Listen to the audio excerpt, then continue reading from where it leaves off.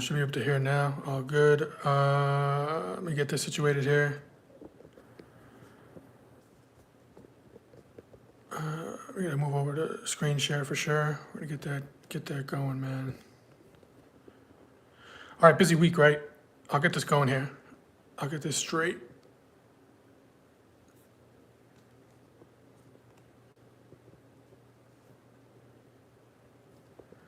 All right, busy week, right? As traders and investors, we all should know what's going on this week, right? We just had election, all that. Hopefully, y'all had a good turnout for not political, but trading accounts. All right, no politics. Rule number one. Pinsky, my guy, Dylan, Jason Rodriguez. Good morning. Rodriguez, Montu, my guy. You getting ads, huh? We must be growing, Phantoms.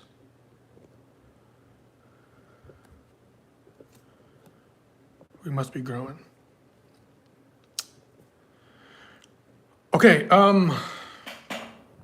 on YouTube, right?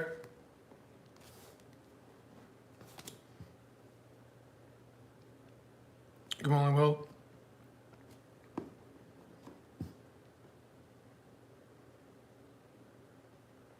All right, I'm not much of a social media guy, but I'll do it for my team. I'll do it for my team. All right, Mr. Blue here, right? MrTradePhantoms.com. Today's date, November 7th, 2024. And I'm going to go over kind of some pre-market routine, prep, et cetera. Kind of give a little taste of what Phantoms is all about inside of the kind of trade room. Be about an hour, give or take here. And I think that'll be the best thing I can get here for the stream here. Okay, so TradePhantoms.com. Today is another big day, right? As we all should know, as mentioned, and I kind of brought this up, not only just in the U.S., but globally around. U.S. had elections, of course, we all know that, right? I'm pretty sure. And then we had a couple of bank announcements as well around the world. Friends over there on the other side of the pond, right? So we had Aussie, we had Pound, okay, right, UK. And then now today we are in Fed, November 7th. So that's today, happening at 2 p.m. Eastern Standard Time.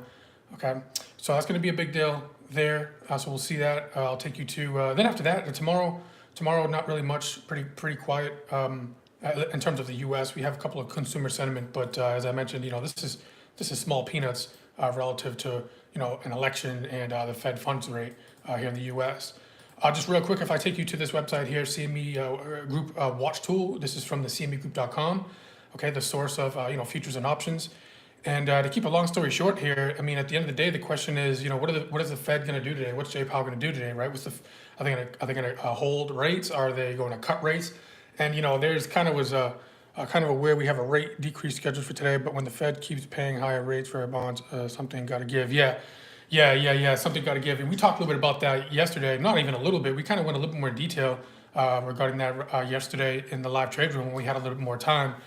Now, the one thing I don't want to do right now is beyond the scope of time is, go through, bonds and kind of how it works. We did kind of cover that a little bit between the, demand supply of bonds, what it means for rates, bond down, bond price down, yields up, bond price up, yields down. But yeah, the classified, a lot of things are happening right now in the bond market where it's like bonds are kind of confused, right?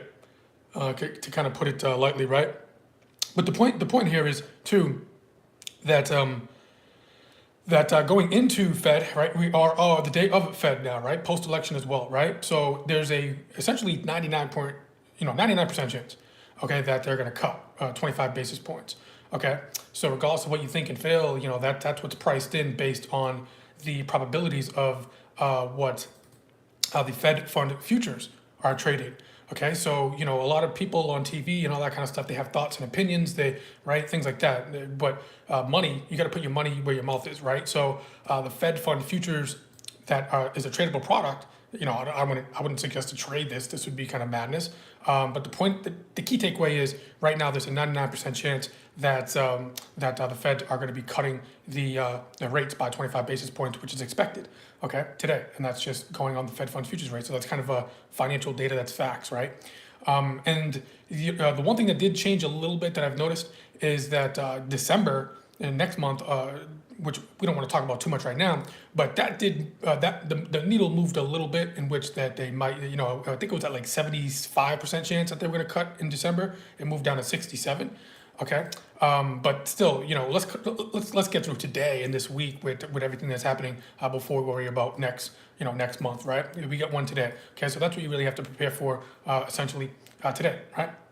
That being said, let's go and do that. Let's go and do that. So, if you're, for new folks just on the stream here live, welcome, right? Top down approach. I always bring this up every day, no matter what.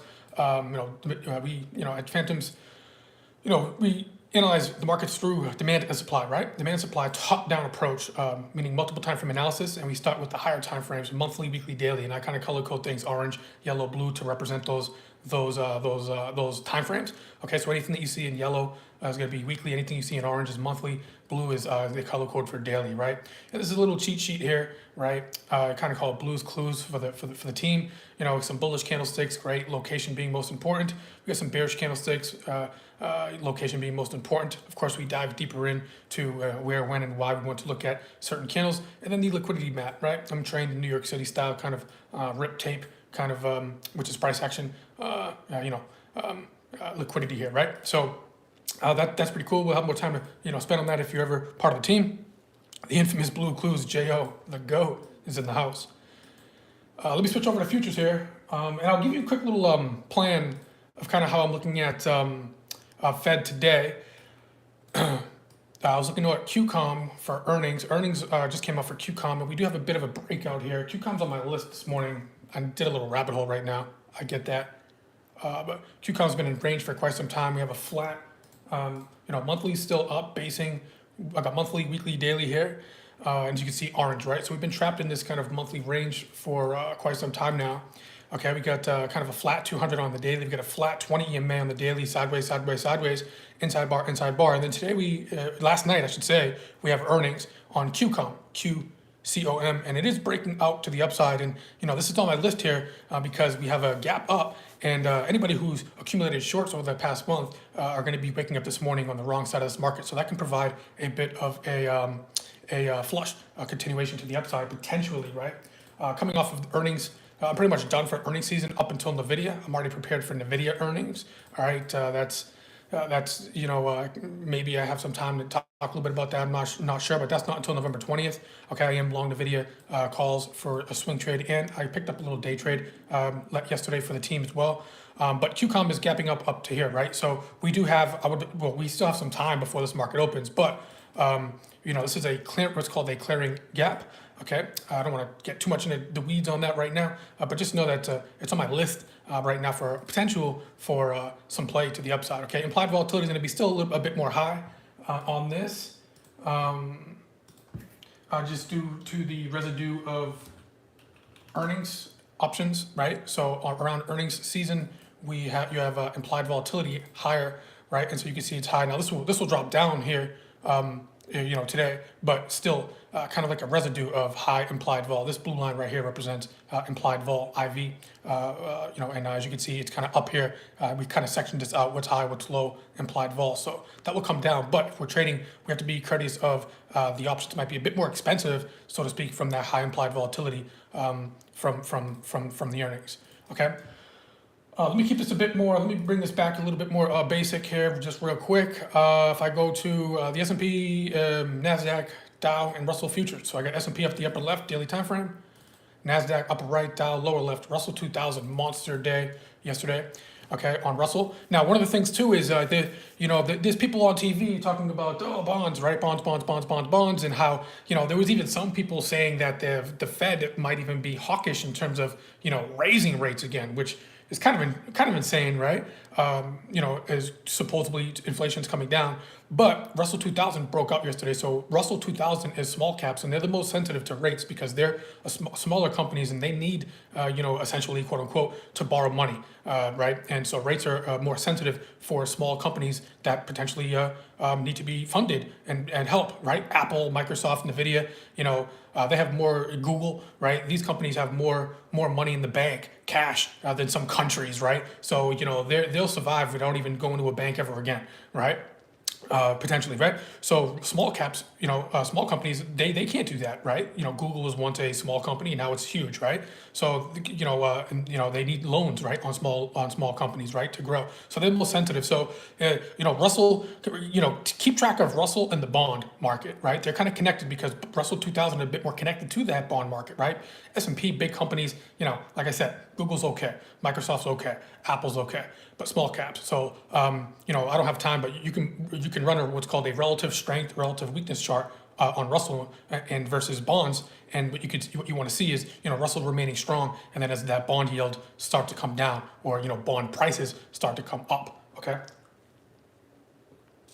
Okay, probably already went a little bit too advanced there.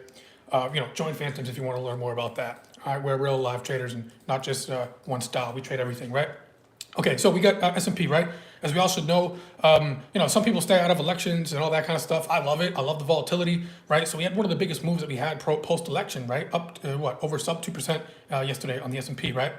So the team did well. Okay, hopefully y'all did well as well. Okay, if you're not part of the team, but hopefully y'all did well, right? So we did very well for the earnings, for the election. All right, now we have a breakout. Finally, we have new highs. Okay, not only in the S&P futures, but also in the NASDAQ as well, which you'll see in a moment. Okay, now I'll get to some levels in a moment, but just know that we are at all-time highs, right? We'll see the SPX closed yesterday at what price? 29 handle, right? 59.29 to be exact, right? I'm sorry, 59.36. Okay, I'm sorry, no, we closed at 59.29. Okay, the high was 59.36. Okay, now there's I don't want to get too much into the weeds of options and all that right now, but it's going to be pretty interesting to see if maybe we can tag the 6,000 handle potentially today. That's a 70-point move in the SPX. I'm not sure if that's going to happen today. Okay, there is some open interest a lot at the 59.75 handle. Okay, this is S&P futures. I know I should probably wait to go to the SPX chart to illustrate that. But it's going to be pretty interesting. Okay, so I'm going to see how the Fed is not until 2 p.m. So we could have a move down right now. You just want to be a little bit more careful here because now we have new higher highs, right? So we have to be careful because we could have some continuation follow through, right? But just remember, folks, that as always, you want to be careful with when this market's getting a little bit too ahead of itself, right? Where we could have a correction. Okay. So I'll keep it simple for right now. Let me get my thoughts together, go with the SPX chart and all that kind of stuff to kind of illustrate that. But to keep it even more simple for right now, okay, we have we'll go and map out the Globex highs and Globex lows, right, and map out some levels. Now, NASDAQ, I've been saying for quite some time that it has not broken out into new highs, right? And finally, yesterday, post-election, okay, we got those new highs. So again, we'll drop that down. Dow Jones as well, and then Russell 2000. It's not at all-time highs. Okay, we do have some supply in Russell 2000, but it's going to be pretty interesting to see if Russell 2000, the small caps, could potentially follow suit finally with the other major three indexes. Okay, now let me take this back to the darker background here. Go to S&Ps. All right, so I got monthly, weekly, daily. Okay, as always, monthly on the left, weekly in the middle, daily on the right. All right, high time frame. And I have the 60-minute time frame here, upper left, 30-minute bottom left, 5-minute here, 2-minute here. So I get always asked, what time frames do I look at? All of them, right? I want to look at what's the monthly, weekly, daily doing first, and then we drill down to the small, intermediate time frames and then the small time frames. Okay, getting to the point here, opening up the 1-hour time frame, 60-minute on the S&P futures. Okay, of course, yesterday's massive move, right? Amazing move, great. Okay, for my SPX traders and SPYs and S&P futures, yesterday was a nice little late day gamma squeeze, right? Hopefully y'all did well on that. Took a couple of losses, small losses on the S&Ps in the morning, a little choppy, chop, and then at the end of the day, kind of kind of found its what it wants to do, and then put in a nice little close for the team, right? So that's why you got to be you got to know what you're doing, and that's you know that's why I'm here, right? To try to help and train other traders. All right. It took two little small SPY losses, but then cleaned house towards the end of the session yesterday. Beautiful ending, right? JO, beautiful ending. All right, nice and smooth. All right, Gamma, you gotta love Gamma and Gex. But we can't go there right now. That's a little advanced. So we have Globex high represented by that blue line. We have Globex low represented by that blue line right there, right? Nice little tight range. All right, now we could have a just base breakout potentially here today. Or if we look down and left, we break below the Globex low. Do we have demand below yesterday? Yesterday was such an interesting day because even though the SPYs were trying to break down and the NASDAQ, you know, in the morning we're trying to like break down a little bit, we were using the S&P futures VWAP overnight as an edge, and I was saying that this is where I took a small short. Just took a small little short, and it did not work out, no fall through, because we had this VWAP on the S&P futures. Wasn't even that good of a demand zone right there, okay? But it was a nice little pullback on VWAP, and next thing you know, we ended up I get stopped out on some small shorts. Okay, it was a little bit of a range. Okay, stopped out of a quick little long over here. Okay, and then finally I was like, okay, what's going on here? Let's be patient. Then we cleaned house towards the end. The point that I'm trying to make right now, that was yesterday. The point that I'm trying to make right now, and I would suggest to maybe make sure that this happens earlier in the morning. I want to be a little bit more careful with this zone, so therefore I'll go a little bit lower, and we have an IBI right here. To keep a long story short, put a price level on that at or around 58.87. Okay. S&P futures. Okay, 58.87. We could be using this as what's called a Globex trap. G-trap long. Now we have Fed, right? We have Fed today. So volatility could open up a bit more, right? So there's a couple levels even down here as well. All right, now I want to be a little bit more, let me say, how do I say, conservative with you, not politically, but just trader-wise, okay? So therefore, I'm going to just take this one out, and I'll leave this one up here, okay? G-trap, let me see if this note is true, 20-day daily EMA. Let me make sure that is true. It's not so true statement. The EMA, oh, it is. Okay, so my note is correct here, 58.27. We have the daily 20-period moving average down in here, okay? In short, that is going to be the 58.27, right? Yes, 58.27. Okay, so I'll map this one out kind of blue because, again, blue is color code what? Speaking code. I am a robot. Blue, right? Daily. So that's the daily 20-period moving average associated with this impulse demand zone. Okay, and that's this level right into here. Okay. Now, if we pick up volatility, if volatility picks up based on whatever the Fed says, right? You know, this one, you know, we have a couple levels down below here. Now, this one I can map out. I'll keep this one in gray. Now, for some aggressive traders, okay, and a little bit more experienced traders, could you use this 59.10, okay, essentially close to yesterday, you know, since close to yesterday's SPY lows as a reference point? Absolutely, right? Now, potentially too, what you'll have here is this is SPY yesterday's lows, not the futures yesterday low, because futures trade overnight, right? So that bar is all filled in, right? There was a big gap. So this was yesterday's low on SPY. So if we were to break Globex low today, potentially, and then break SPY yesterday's low and come into this level right here on S&P futures, 58.87, could be nice. This could be used as a nice little Globex trap, okay? But could we not break this level here potentially today? Okay, we might not, okay? So, but I want to be a little bit more careful and, again, more conservative with y'all folks in here regarding this, especially on kind of like a free YouTube, right? So, you know, that comes in at about 59.09. Okay, 58.87, and then the better one will be 58.28. That's confluence with that daily 20-period moving average. This is not aggressive, so let me take that note off. All right, so this is 20 daily EMA confluence.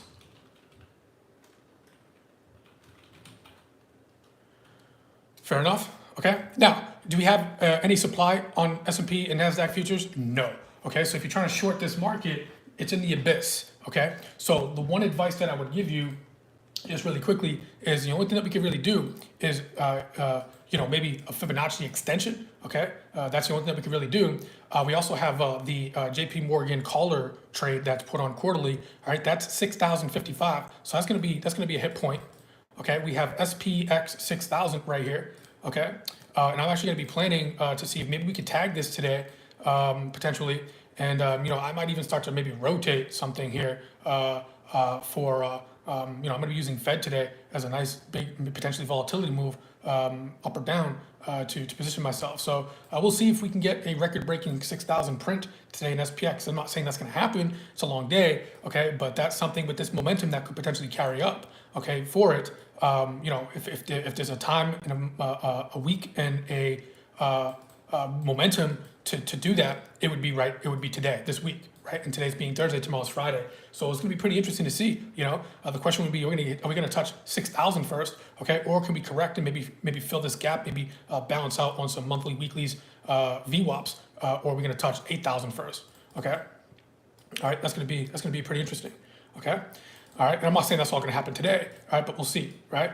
I almost want to make a room for my Phantoms team. I miss y'all, man. I love trading. I literally love trading with the Phantoms team. Is Mr. Green doing a special Fed day today? For my Phantoms, already Phantoms in here. Is he doing a special Fed? I can check the schedule, but I'm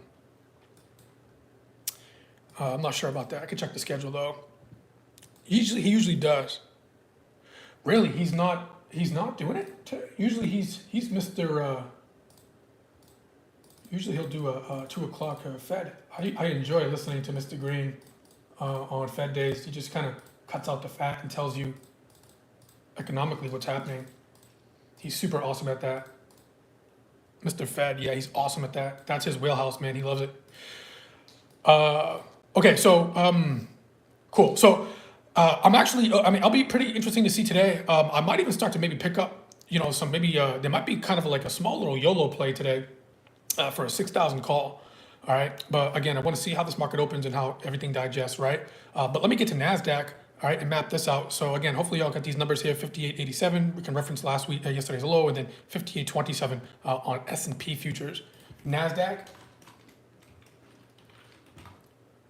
Okay, very similar. You can see NASDAQ ripping. I am not too happy with myself the way that I handled this level down here, but I don't want to waste our time right now. I'll talk a little bit about that debriefing on Friday with the team tomorrow when I have more time. For right now, we have Globex high on NASDAQ. No, NASDAQ is a bit more stronger today. Okay, so tech being strong is a bullish, okay, because if this remains strong, because NASDAQ was a little bit, I don't want to say weak, but just if you compare NASDAQ to the S&P, for example, it was a bit more lagging, right? But you have to put that into perspective because for the past 2 years, tech was the leader, right? NASDAQ and XLK, okay, technology sector was leading, right? So it had to just pull back a little bit, which is good and healthy, right? So last week, we had a couple levels down in here. I'm not too happy with myself the way I handle these. I was looking at some longs here, but I'll spare your time right now for that. All right. So I want to debrief with the team next week. I'll look tomorrow for Friday. I already moved on, but for today, we broke out, right? All-time highs. Great. If I'm using that as from what was one supply to now demand flip, okay, we do have a couple of flip zones over here. So if I just kind of take this green box here, kind of copy and paste that over here, I'll just make this line blue or green, I should say. It's 20,720. Okay, could be a G-trap long, bullish. All right, 20,720. Okay, and NASDAQ doesn't really have we have some levels, but a lot of these have been tested, right? So let me go back to the daily, just really quickly reference. Oh, beautiful! I already have a line there. All right, so you see that 20 paired moving average right here, okay, on the daily. Okay, I'll just turn that blue. Boom, bang, bing. Come back over here. That's this level right here. Confluence. Okay, so we got demand zone 20,400 for your notes. All right, that's confluenced with the daily 20 paired moving average. All right, a nice reference point.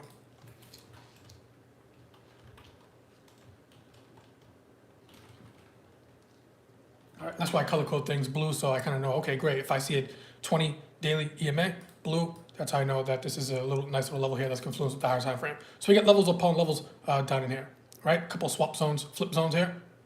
Okay, again, all-time highs. Okay, so we have to reference kind of options, open interest, amongst other things, to give us some perspective.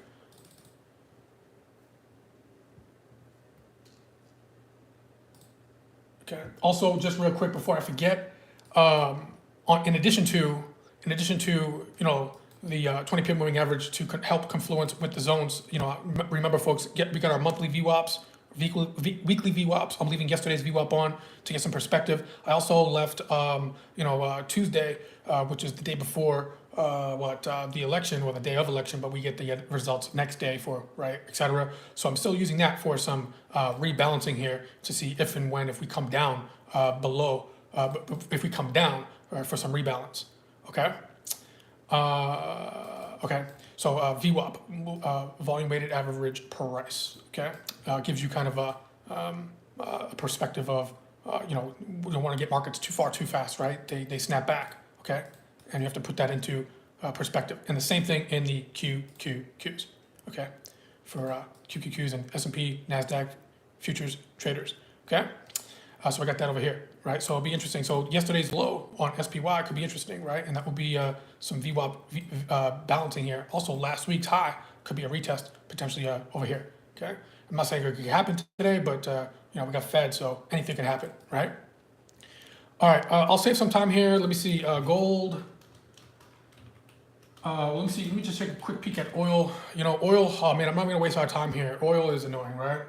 Don't get me wrong. I love oil. It's one of my favorite things to trade. But right now, this other things are so hot. Oil needs to move its butt, right? Come on, man. Pick up. Do something, right? Now we talked a little bit about this yesterday in the room, trade room. I got monthly here, weekly here, daily over here. I know this chart looks madness, right? Madness. But map out your monthly, weekly, daily levels. Okay.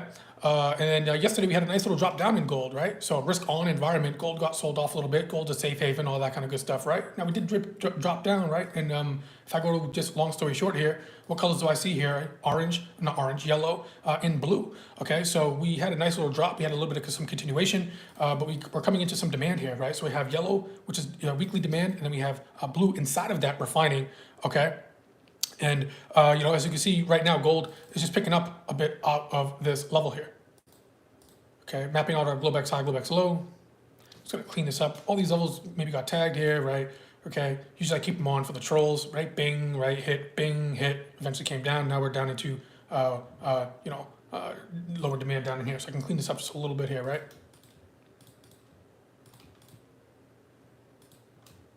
All right, and so we have Globex low.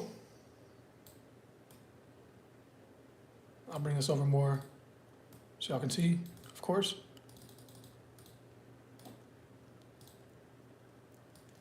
Where is it? Right here. Okay, call it 2650 handle, give or take. Globex high. Now, if gold continues, now I want to be careful with saying sell off. Be careful with saying that, right? If gold continues its little drop down here, right, a bit more drop down, we do have some monthly levels down in here as well, which is beautiful, right? I'm almost welcoming that. And now if gold does continue and kind of drops down a bit here, okay, we have a nice weekly level that would have to break. We have another weekly level below here before we get down to the monthly, okay? It'll be pretty interesting. So if gold continues lower, maybe a risk on environment, continue with stocks going higher, okay? Bonds are going to be a major thing that you want to be keeping track of as well. But it'll be pretty interesting. But, at the end of the day, this gold level right here is fairly decent, right? It's fairly decent on the weekly time frames. All right, so now if we were to get below a Globex low here today, we do have a couple of demand zones right inside of here, still inside of the weekly level, okay? Inside of the weekly level. All right, so I would say drill down. My phantoms would know how to do the drilling process and all that kind of stuff. We have an impulse, basing impulse on weekly, drill down to the daily, okay? And if we go down even more inside of here, okay, we have a couple of levels in here, 2648, okay? And then we have 26, call it 38, give or take, okay? In the event that we get a bit more lower down in here. For a Globex trap short, I guess we could start to begin to potentially do that, but I would still be very careful with that. Okay, because gold's still, in a macro bullish uptrend. It's just giving a steeper correction, which is okay. All right, but we have some supply up here, 2737, 2734s, okay? And I'd be a bit more conservative here and go higher, okay, for some maybe liquidity sweeps, given the fact that it's still in a macro bull market. There's probably a ton of stop losses right up in here. So this level might be decent too for a liquidity sweep right above here. All right. All right, because there's going to be some stop losses right here. All right, daily highs. I can see multiple daily highs right here. All right, and believe me, I don't have enough time to go through liquidity sweeps right now. All right, we actually just talked about that too, ironically so, in the room last night. Not last night. Yesterday in the trade room. All right, moving on. So 9:16 a.m. Eastern. All right. Let me go and switch over to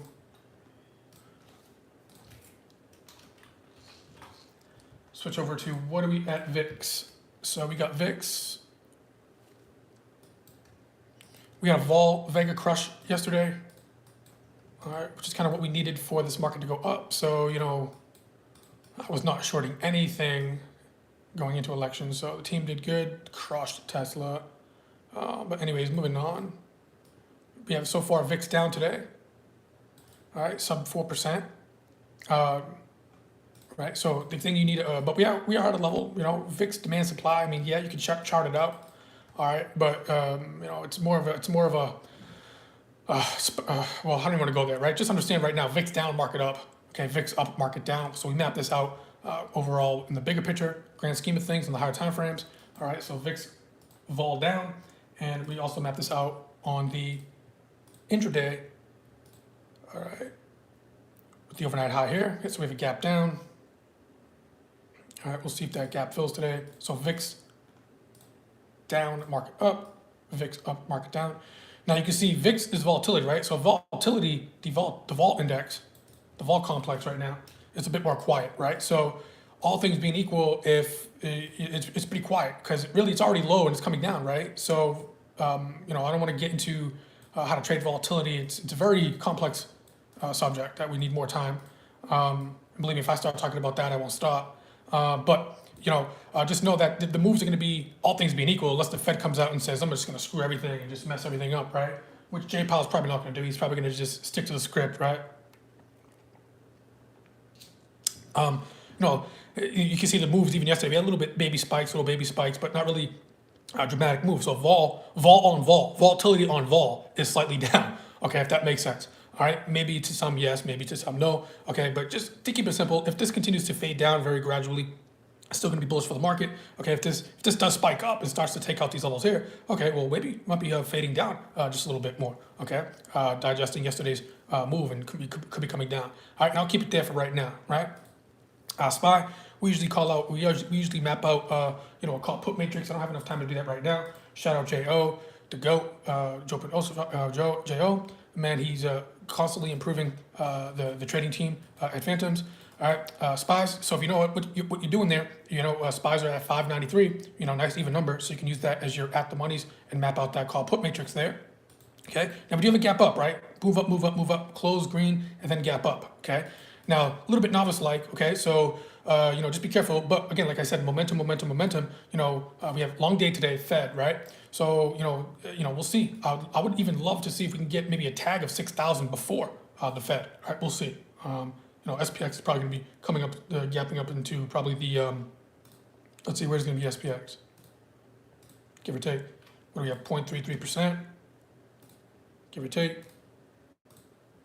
0.33%. So we're going to probably open about sub, you know, 59.50. So it sounds crazy, but you know, we're only 50 points away from 6,000 S&Ps, SPX. Woo, nuts, right? Some people are still not convinced this is a bull market. QQQs, all-time highs. Okay, we finally punched through the the all-time high, the 503. I was looking at the 505s. I traded this so bad last week that kind of messed me up a little bit here, but I never mess up the S&Ps. We're here now, right? So we finally, I've been drawing this little fancy illustration here. We're finally at what? All-time highs now, right? So we are here, okay? We are here now.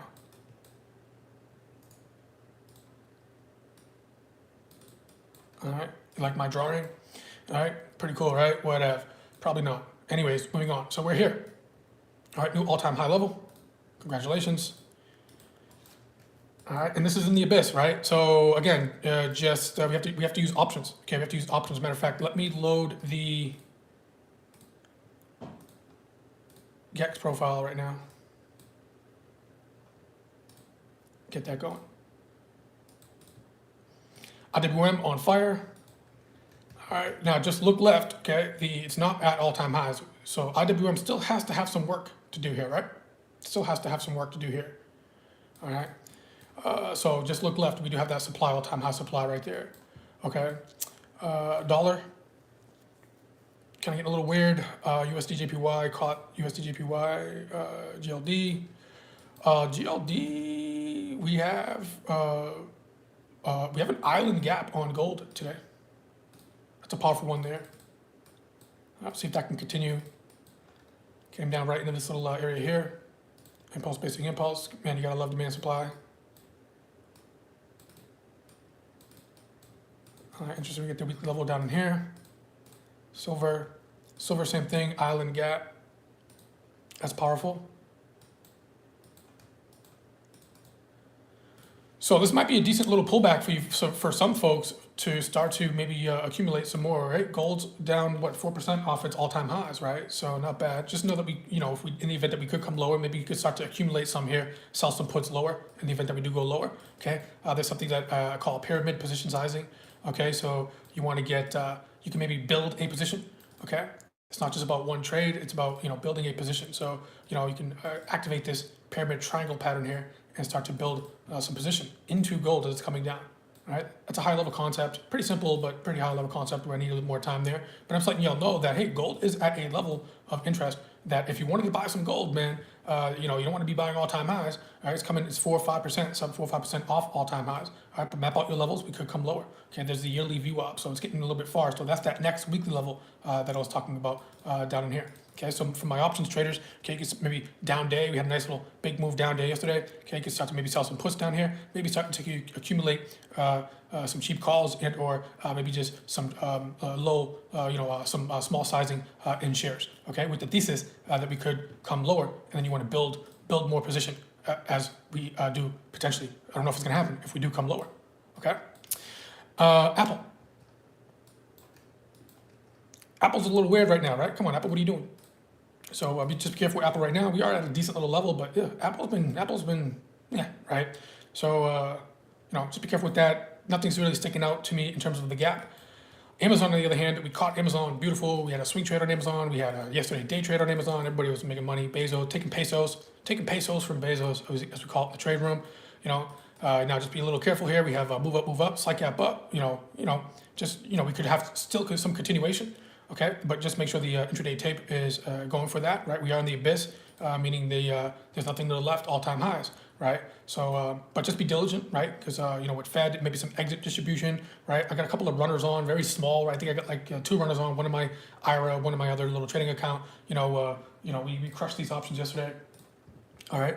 All right, so I got this. We took these from here to here, closed pretty nicely. Again, like I said, I got 1 runner on in my IRA and then 1 runner on, just 1 contract each in my other trading account.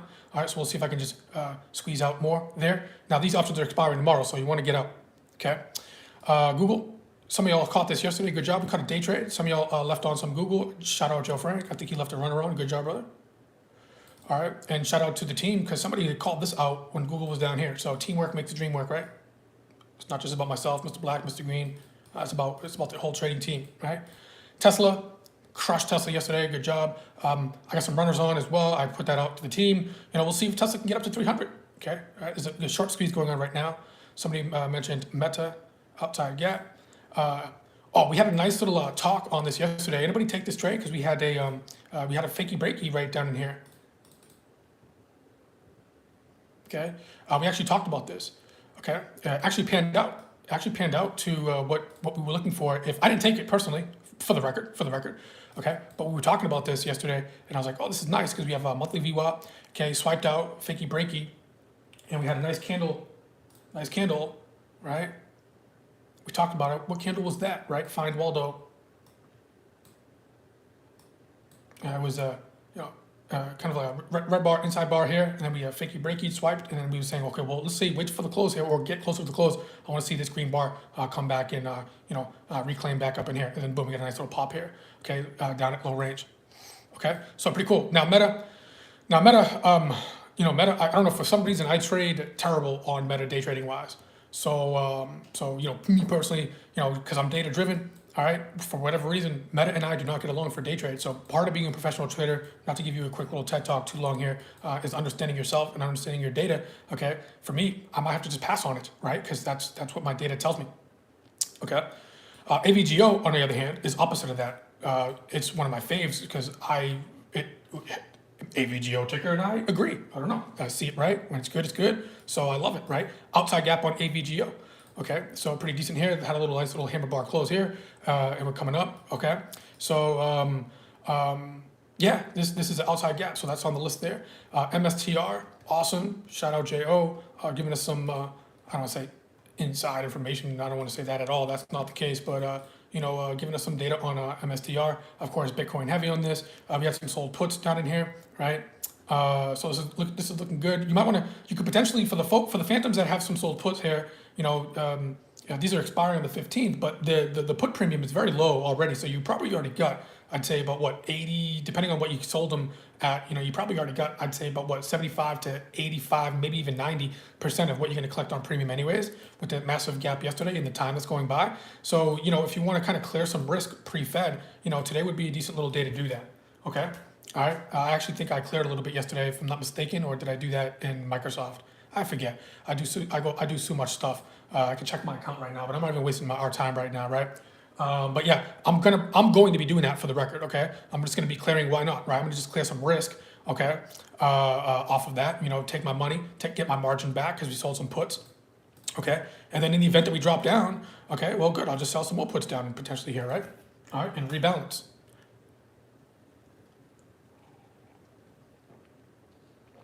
Meta, we already talked about. Microsoft, for the record, I do have sold puts on Microsoft as well. I got the 410s. I got the 397 halves. Okay. I got out of these yesterday. I keep my notes. I still have these on. And again, same thing. So Microsoft up. These are not expiring until November 8th, which is tomorrow, right? So, these were in the money. Maybe I was going to have to take hold and get obligated to buy the stock. I didn't get put. And now we're up. And now the theta decay is crushed. And now we're moving up, right? So, I can make a decision here potentially today, even before Fed. And I'll probably I'll just clear this risk. All right, if we get a little bit more of a continuation move up for the day, data is going by. All right, I'll probably just close these out as well. So Microsoft for earnings, I took the high implied vol and just sold puts at a level where I was willing and able and wanting to potentially own Microsoft if push came to shove, if you will. Right, that's probably not going to be happening here, and I can close these today because these are good. Right, the puts, the premium that I had sold are making some money here, right? So I can just close out, and then again, same thing in MSTR. Move on in life. NVIDIA, I'm long call NVIDIA.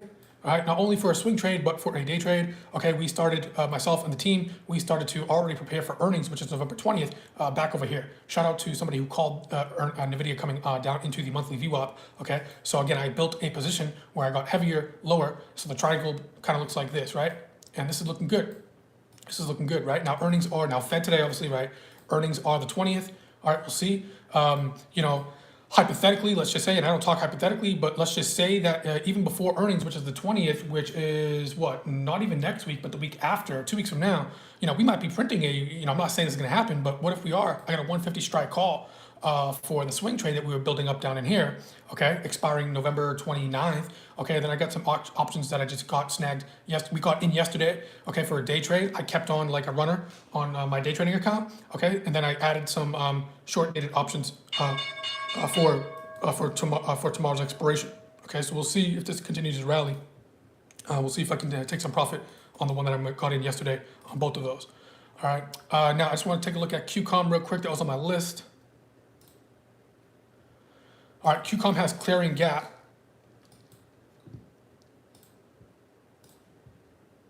Let me just check internals really quickly before you make decisions, right? Let's just get some advanced decline action here. Nothing too crazy. The ads are going to kill me. They are the worst times. Yeah, Jason, you get an ad on the way down, brother. We were adding on the way down. We'll talk about that tomorrow, brother. Hopefully, Fed doesn't rock that trade for you for us there too much. All right, let me see. QCOM, AVGO out the gate there was on my list, right? And QCOM. right. All right, QComp first bar print, not looking too good, so I want to, you can be patient on that. AVGO, first bar print, looking decent. Meta, first bar print, looking decent. Apple trying to play ball.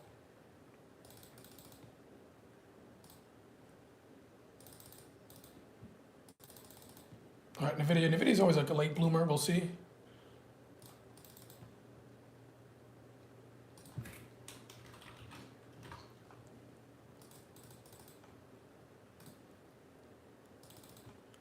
All right, as mentioned, we had a nice little outside gap on Avgo, right? So I'm fixing a long call here for this. We do have some stuff here. So let's see. Let me snag this now. All right, long call AVGO here.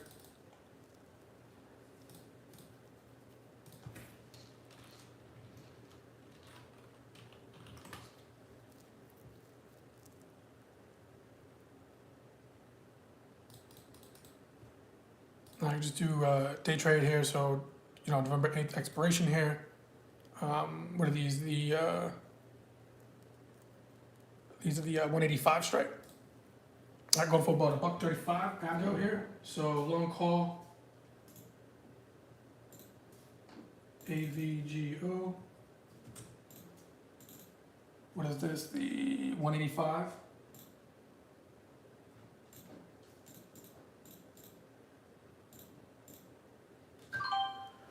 All right, so I got a they give me a 130 paid spread, so 133 fill.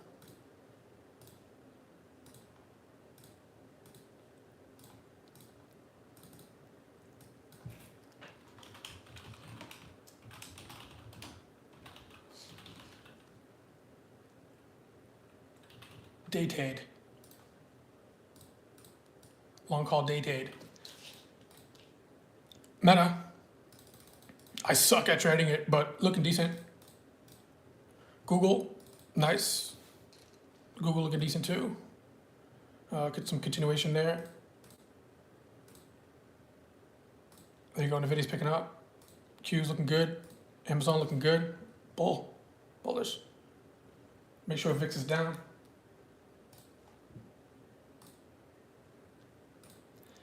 Valdez not great. VIX is down. Fang out the gate looking good.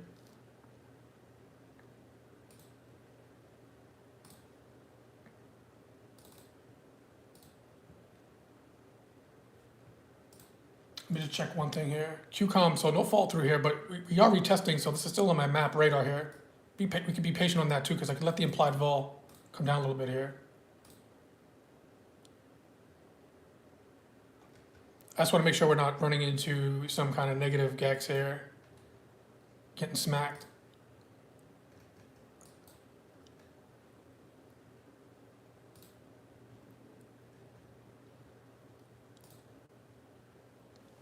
All right, calm waters for now, pre-fed. $6,000 sold call volume here so far. Market makers long from there. That's a customer standpoint. All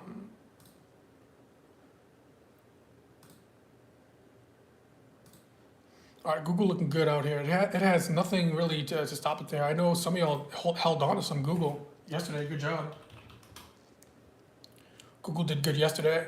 That was yesterday's trade. For today, let's see if I were to pick up. You could maybe get the 180 strike. These are the at the monies. These are going for 160 right now.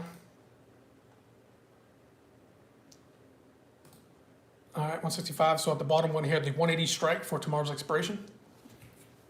All right, was looking decent. Google. 8th expiration. 180 strike. Going for about $1.55. Boom and boom. All right, got filled at 156. All right, that bottom one there.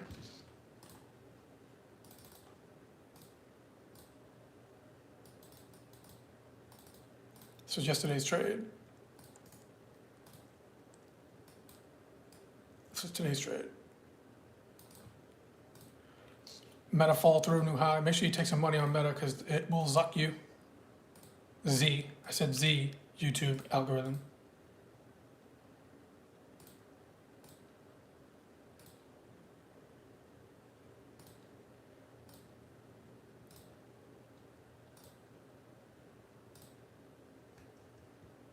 All right, let me go on the options market here with you folks a little bit here, give you some YouTube stuff here.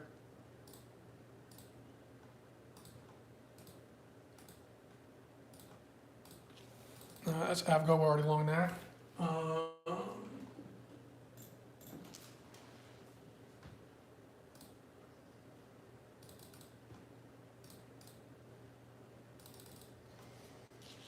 All right, there goes NVIDIA trying to go there.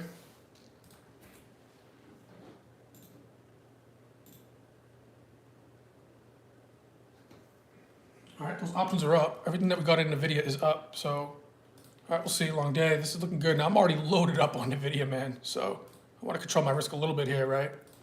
But looking fairly decent. I'm going to see if we can try to get up to the see if we can try to get up to the 159 handle, 150 handle potentially today. NVIDIA can do that in a day.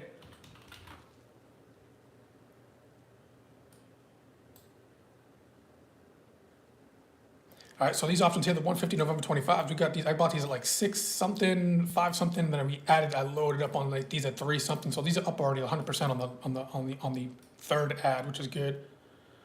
All right, and then we even picked up these 149s today. So right now we're above 147. So if we can remain above 147, this major open interest block right here, okay, there could be a little bit of a gamma squeeze on this. Okay, the next block would be the 150. So if we can get up to the 149, 150, unload some, especially pre-Fed. All right, Meta's following through pretty nicely. Good job, team.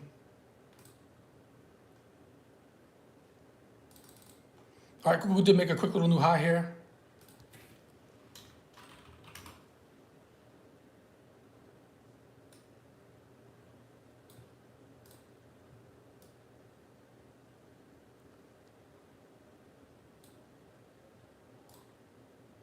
It's only up a couple cents.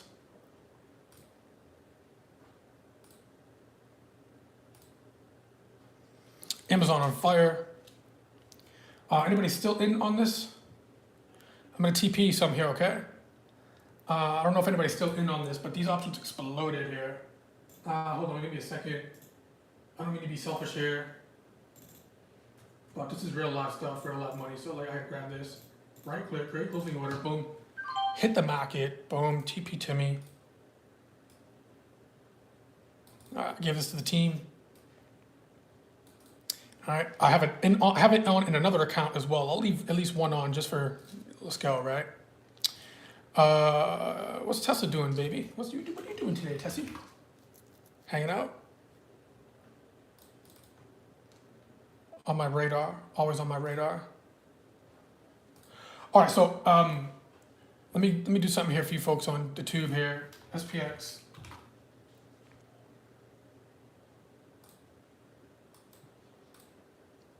Now the last couple of Fed days, it's just been kind of it moved up, moved down, moved up, moved down. It was kind of volatile, and then at the end of the last Fed, it kind of put it in a solid bullish move. But be careful, know where we are on the high time frames here, right? So we're like up into new highs.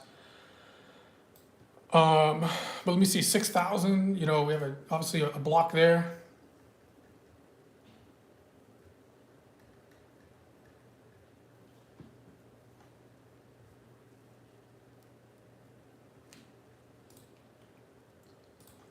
Probably would need more time on this. QCOM did not follow through, so I didn't pull the trigger on it because it did not give me something to pull the trigger on.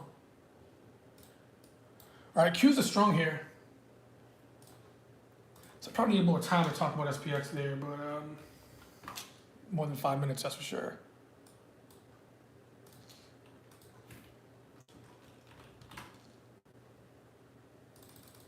All right, Q's got a nice little positive COG here. So going into Fed, looking nice, right? Ride the bull, maybe Fed's at 2 p.m. If we were to pick up some Q calls here, which is a bit more stronger than Russell, Dow, and S&Ps, You can even maybe pick up the 512 for a buck. Maybe pick up the 511 for a buck 40. All right, I'm gonna pick up the 511 for a buck 44 here. Give it a take. Long call Qs. Yeah, let's do today's expiration real quick for a nice little trade. NASDAQ futures as well. You can pull trick on that. All right, got filled at a 142.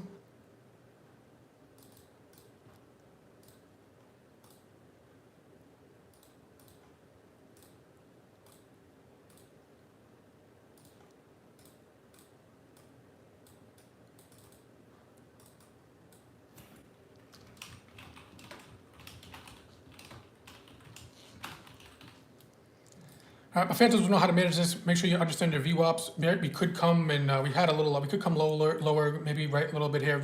We have a nice little gap. We were talking about gaps yesterday and kind of all that stuff, and I don't have enough time to go through that right now. But we had excellent dialogue and discussion regarding this. Right, there's a 20 EMA, so just be diligent of that. Montu, thank you, sir. TP AVGO. Teamwork makes the dream work. I got a nice little high on AVGO. We scale out a little bit here.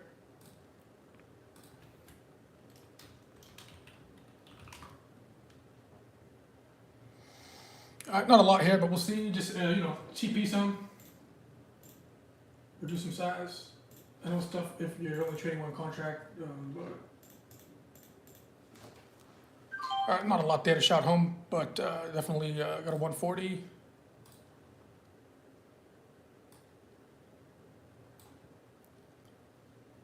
Super early, right?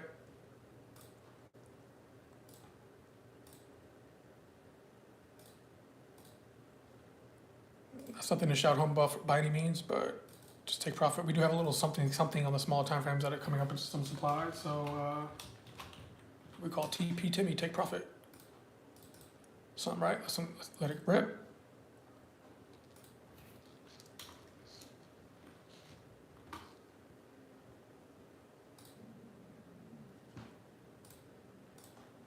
Let me see if I can get some profile here for you folks on SPX.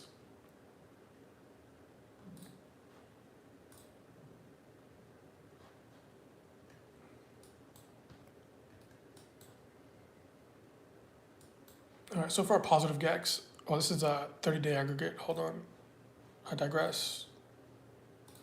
Today. Okay, still fairly positive GEX right now. You can see it's kind of building up some open interest up here. All right, so we'll see how much we can get higher in the event that we continue. We don't snap or, we don't snap VIX spike or snap lower, which we could. We always can get a flush, right? So I'm a little bit in Qs here, but I'm kind of keeping SPYs and SPX a little flat for the day right now. We'll see if we can get a little bit lower on it. Let me see.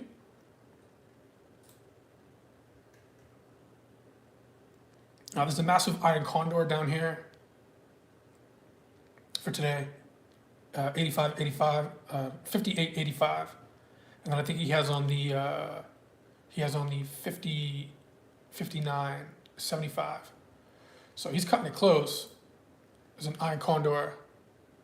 The SPX market, this fund puts on like these massive iron condors. They didn't do it big. They didn't do it too big today.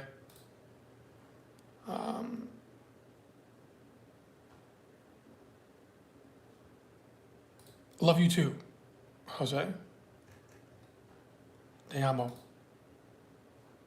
Aventura.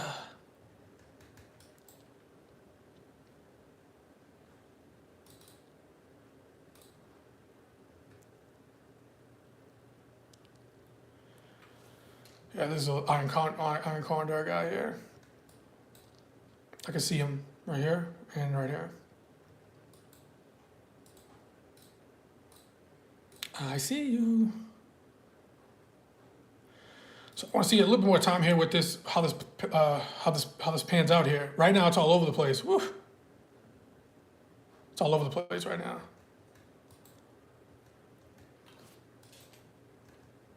I know some of y'all are looking at this like, what the heck is this, right? I get that, but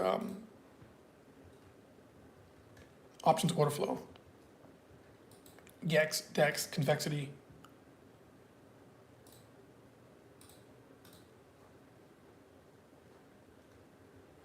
right, this needs a little more time to fill in.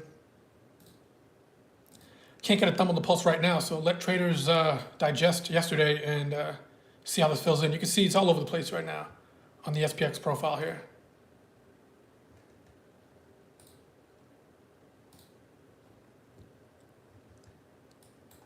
All right, we do have some walls up here.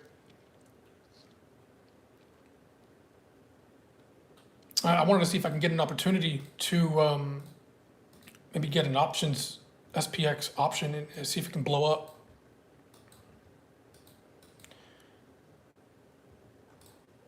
With some volatility today. So just pull your VWAPs.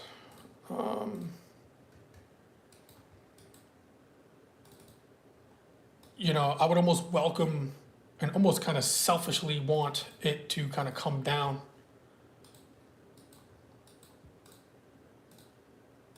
Maybe test yesterday's high as a retest, maybe fill the gap, yesterday's VWAP here just for reference.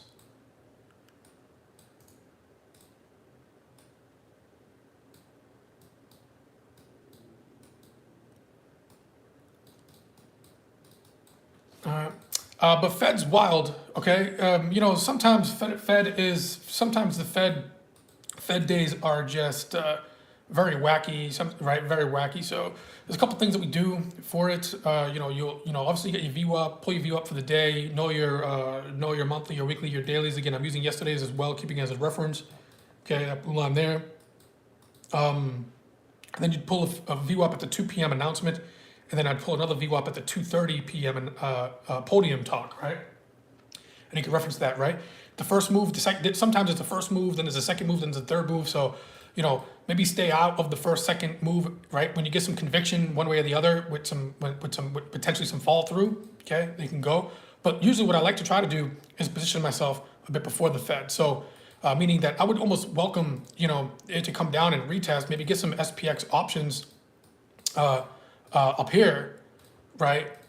Right up here, like for cheap. So if we come for cheap, right? So if we, hypothetically, if we came down, right?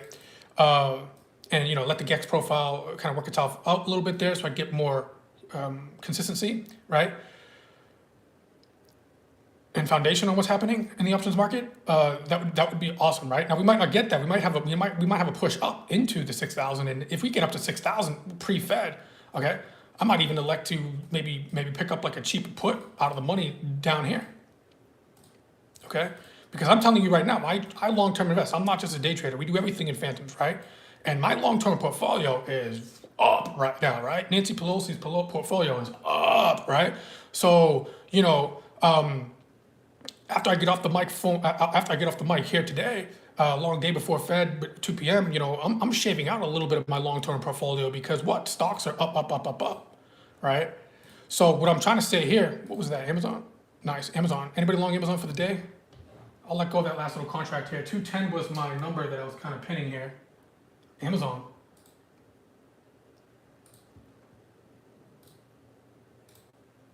Nice, let me grab this. I'll be done with this trade for the record here. Leave runners on, folks. Ride winners. You know, I took what? 97, 99, 98% of the position off yesterday, right? But you'd be surprised when you're on the right side, you leave 1 or 2 contracts on as a runner. Boom, there you go. All right, I'm done with this trade. Blew all out. Done.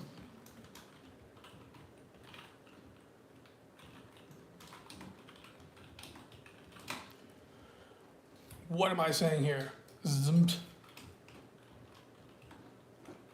Okay.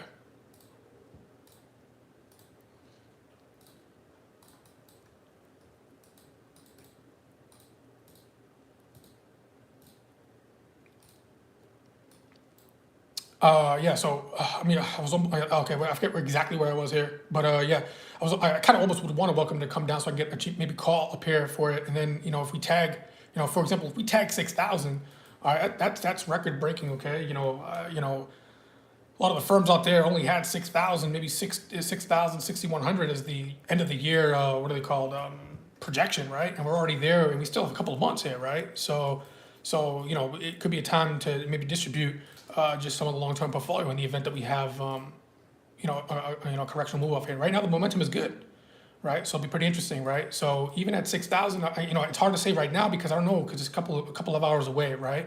And I'm gonna be waiting for that options profile to kind of pan out a little bit more, right? And that Iron Condor guy might be taking some heat here, so we could have a little bit of what's called a gamma push, okay? I wouldn't be surprised today if the headlines of S&P 500 or even tomorrow, Friday, at the end of the week, SPX, closes record-breaking 6,000 for the first time ever in life, right? Now, I'm not saying that just jump in, okay? Because that might not happen. Because what if we come down and test this level right down in here? By the way, do we have a demand level right here left from yesterday? Absolutely. IBI 9,000. Okay. So it's kind of like my time right now.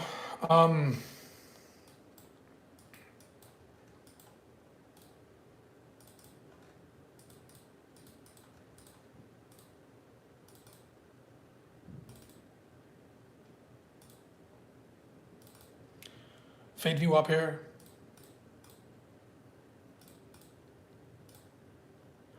I might just do some spies out of the monies for the move up while I'm trying to see if we can maybe get a push down, which looks like it's not happening here, right? For now. Long day, y'all. Advanced declines improving, volatility improving. I know I should just open up the trade room with y'all. But Mr. Green's doing a room, right? I'm not sure. So let me see.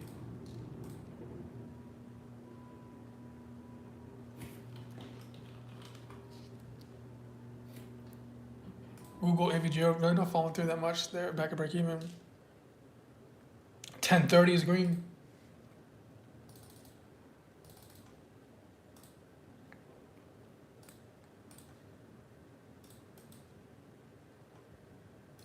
Yeah, Montu's making a good point there. Not much very fast fall through here so far. But after yesterday, to me, come on, man, a little exhausted, right? So it gives us some time and space. We can shave out a little bit of AVGO. He's making a good point. All right, Google and Qs are not following through as fast, right? So again, we could come a little bit lower. Don't just guess that.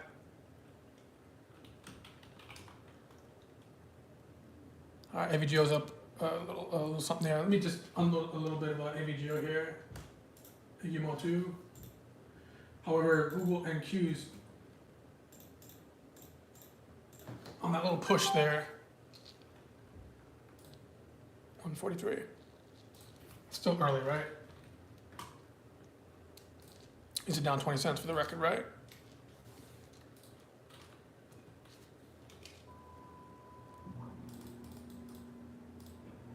So we'll see. Still holding its VWAP up right now. Nothing to be too concerned about.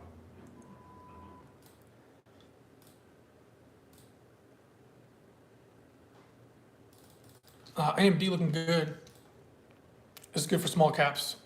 I'm loaded up on the video, so I don't want to take on too much small cap. I mean, not small cap, semiconductors, semis.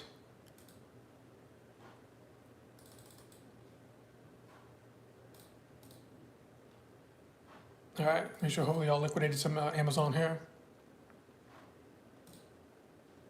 All right, there goes AVGO, new high.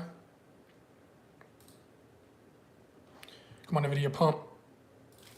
What's ARM doing? ARM had earnings. ARM pumping. Ooh, people are trapped down here on the gap down. So again, semis. Yeah, people are trapped on the earnings play. Anybody who shorted that. You're going to pay a little higher implied vol, but yeah, this is setting up because people who are trapped, those are one of my favorite trades. So ARM, I'm not going to be able to be here to manage it with you folks. All right, here goes AVGO, new high here.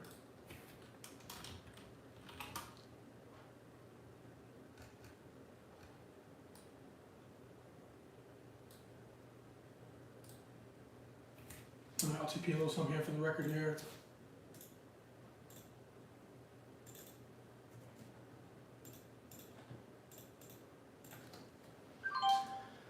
And spies are calling my name, you know.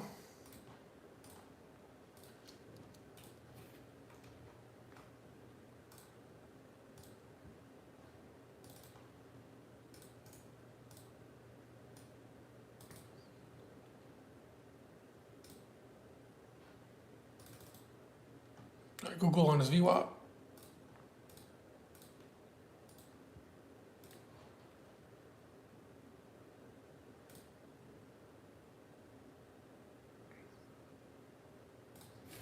You know, spies are calling name here.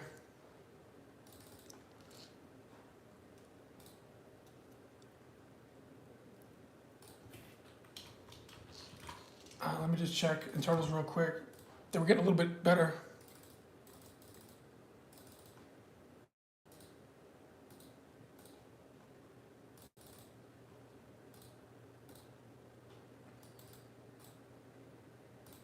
You know, VIX is on an uptick.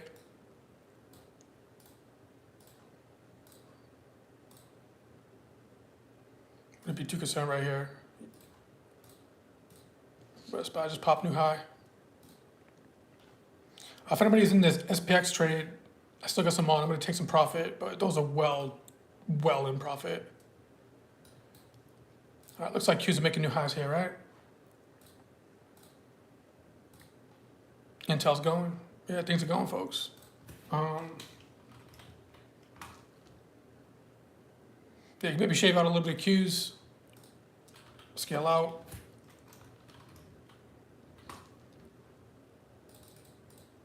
You know, just unload some risk.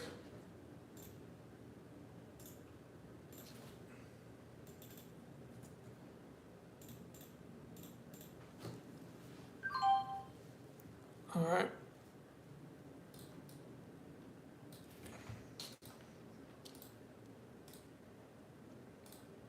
Still in, right?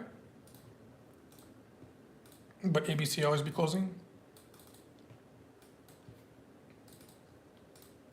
Another new high if you want to shave out.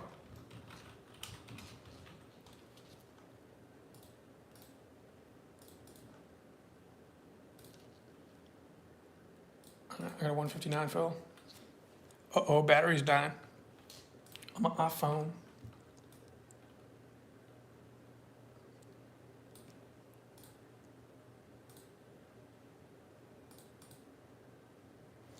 AVGO new high. NVIDIA 148.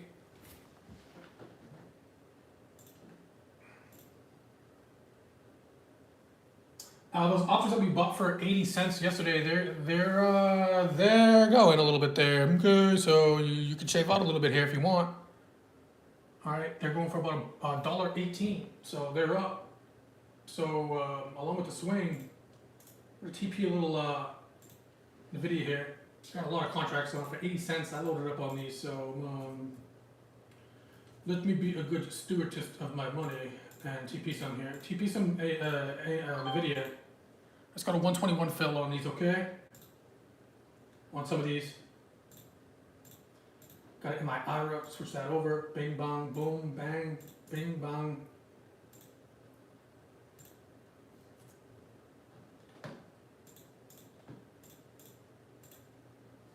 All right, got a 123.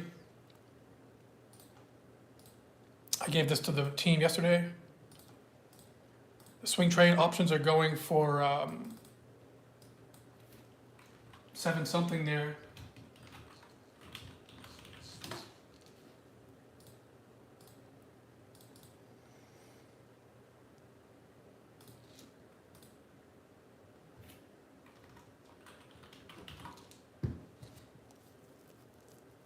We got these for, 83 cents. I think you had a couple of members that even got a little bit better pricing because they waited for NVIDIA to kind of drop down a little bit late day, like 70 something odd cents. So they're going for $1.20 right now. Not a lot of cents there, but, percent wise, looking good. All right, remember these expire tomorrow. We got Fed later, right? So stay strapped, right? All right, AVGO is in that supply there that I had marked out. So these are probably going for $1.70 plus.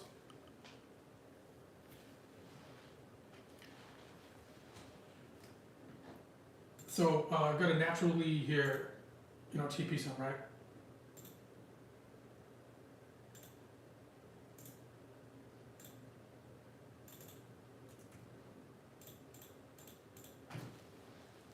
All right, got a buck 60, buck 65. So anybody take the NQ opening days range? Yeah, well, we maybe NQ. Yep, we got some Qs. All right, which actually, anything that I do in Qs, you can do in Nasdaq futures, right? I'm gonna pull the trigger on SPY here. Long call. I wanted to give it some time and space to see if SPX could come down a little bit, so I can get some kind of like cheap SPX option.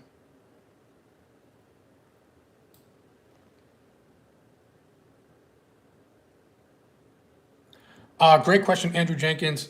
It's tough. I'm not trying to make a joke here, but it's something called a small account syndrome. I'm not saying that in a bad way. Please don't take me out of context, brother.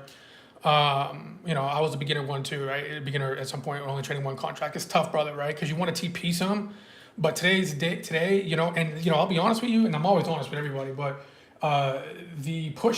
the opening range pull right now is not as enthusiastic as what it potentially could be. Nice little slow grind though. So I'm always going to say, you always want to, protect yourself, right? I know it stinks because it's like, if I take profit one now, I got a nice little profit, right? But if I take profit, then it rips, right? So I get that, but especially with options, data decay, I would elect and be on the camp of more, take profit. Especially if you're waiting for the meeting, it could be very volatile, right? So, I kind of think of it as like, okay, this is the first half of my session. I'm kind of compartmentalizing. I didn't pull the trigger on SPY yet, by the way. I'm trying to compartmentalize, from now, the open to about what, 12:30, 1:30 before Fed at 2 p.m. Eastern.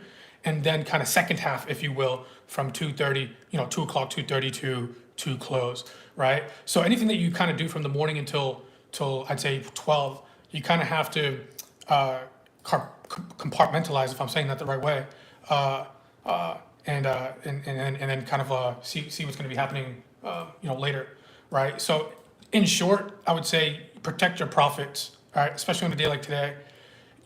Yesterday, there's some days that it just opens up and rips, right? But as you can see the tape, right? The tape, just for today. Yeah, exactly. Joe Frank, right? You can see today the tape is looking good, right? Impulse, correction. Impulse, right? You have another new high fade VWAP. Right, they're trying to break above. Right, so liquidity map, this is still looking decent for continuation, right? Liquidity map wise.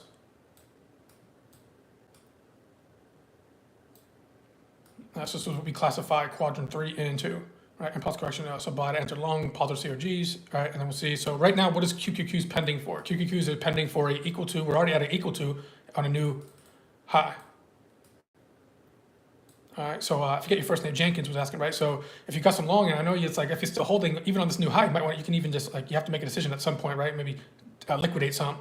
Okay, and then in the event that all other things being equal, we kind of pull back into VWAP. Maybe you can add one back. You can get back in. Right now, here's the good news. Good news and bad news. Bad news is it's kind of tough because you have to make decisions, and if you take profit, then it rips higher. You kind of miss out. But if you take profit and it rips lower, you'll be happy. If you're saying it rips lower, you're going to be giving back your profit. Trading one contract is tough, right? So it's going to make you very. It'll build your skill set because you're going to know, like, okay, if I don't take profit right now, I'm going to TP some. Okay, and then you get a correction. You'll be like, oh, cool. Well, I locked in some profit, and then we pulled back. Okay, hypothetically, right? Okay, and it's like, oh, let me. Oh, good little level here. All things looking good. All right, let me get back in. All right, and then of course, you selfishly want a equal to another new high. All right. So what do we have to do right now, liquidity wise, folks? Come on, let's help everybody out. What do we have to do liquidity wise? QQQ just made a what? What are we doing, Montu? What's Montu been saying on AVGO every time? How does Montu know exactly when to take profit? Well, equal to a new high. So let's TP some QQQs. Right?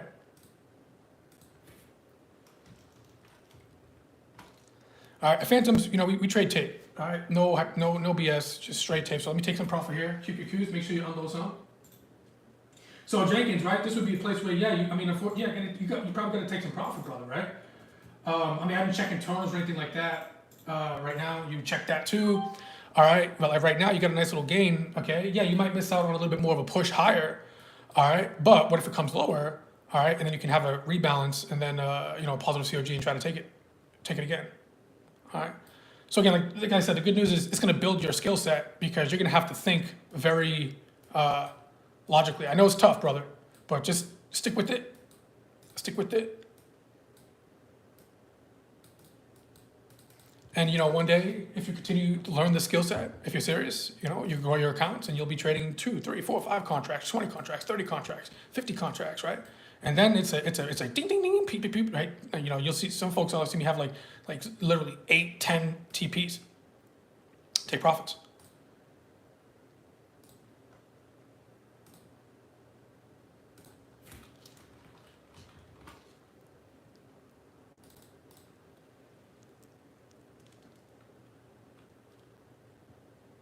Yes, sir. And that's a plan, brother. That's a plan. All right, I'm still keeping spies kind of spies and SPX a little flat right now, just so I have a bullet. But nice little slow grind here, right? Minus Google. There's other rippers too.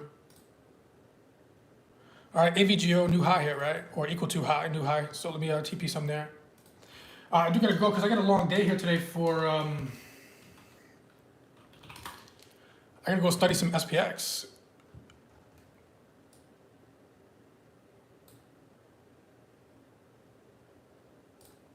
All right, let's go for a 170 handle, 168. Let me grab that real quick.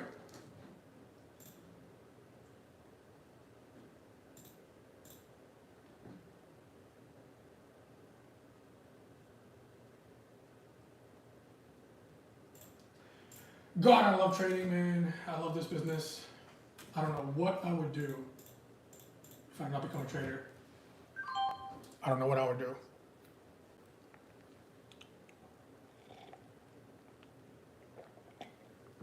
Angela, raindrop, drop top.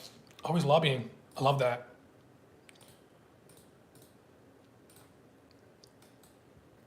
Let me see what I can work out. Go to the chat. Stay close to the chat. I'll announce it in all chats. Joe Frank. Joe Frank. Turning it R-rated, X-rated. Jose, I appreciate that, brother. I appreciate that, brother. Committed to the business, man. Committed to the business. Dedicated my life to it. So, got pretty good at it. Had some good times, dark times. You gotta fight through, continue. Takes time, right? But once you get it, you got it. Am I perfect? No. I traded Qs last week. Terrible.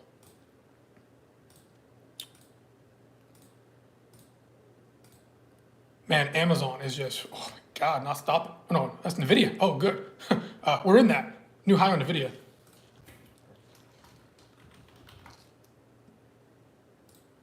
All right, you're going for $1.32. Bought these at 80 something odds, and we can take P a little bit here, right?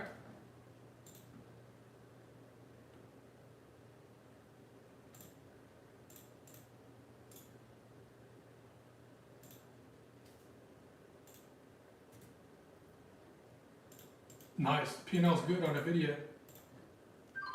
Getting it for the day. The swing.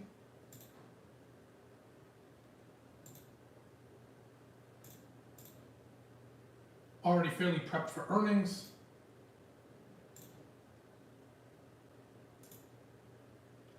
Ahead of the curve.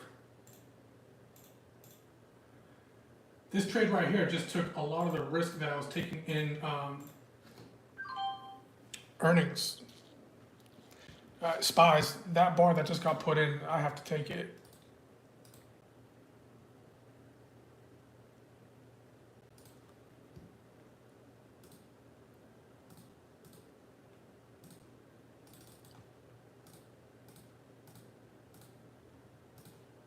All right, this GEX profile could be getting set up a bit.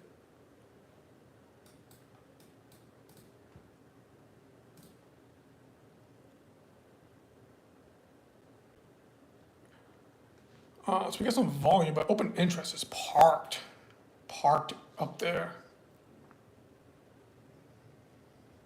We got some negative delta coming in. Hold up, wait a minute.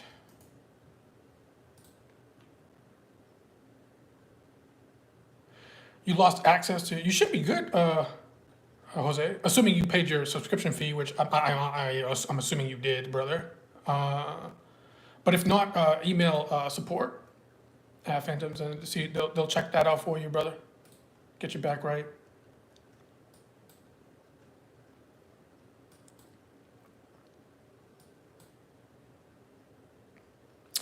Man, people are nuts. They're trying to sell calls up here. Woo, good luck if that squeezes, man.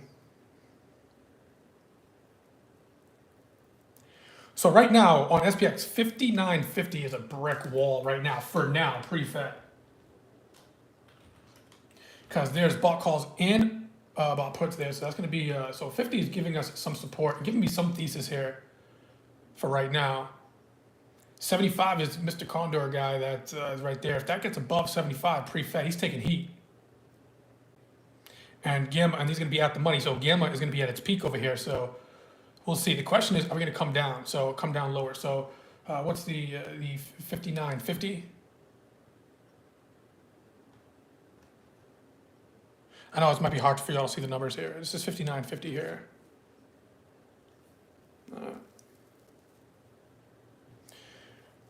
So I'm at least going to get along some SPY. You know, SPX is a beast, so I want to be a little bit more careful with y'all.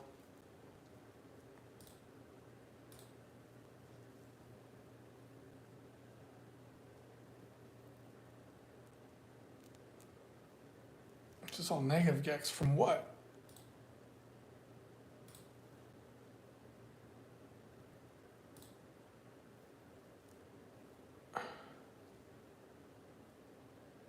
Oh, so, okay. Sold call, bought put. Okay, if we get below 59.50, so that's going to be the brick wall. So if you're going to be trading SPX, the 59.50, I'd give it maybe a couple of point or two below that.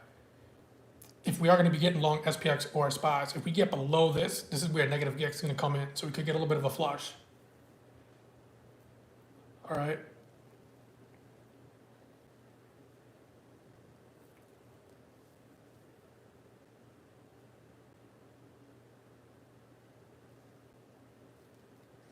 I'm not sure if that's going to happen. So I'll be working QQQs long a bit more for now. Be a little bit more patient and disciplined on the on SPX. Okay, if I'm going to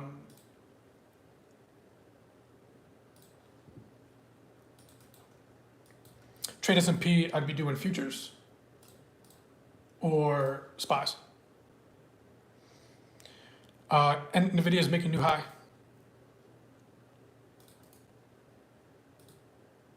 I will say, for the record, on recording on YouTube,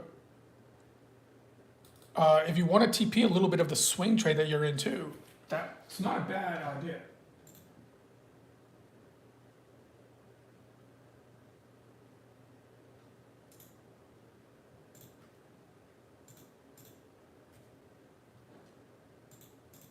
All right, is he going for what, 134s?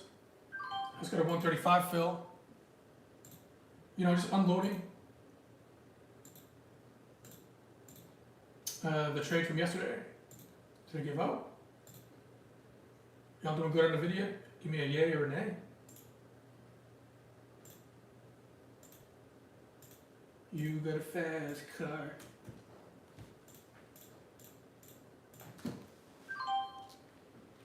All right, just TPing that, TPing that.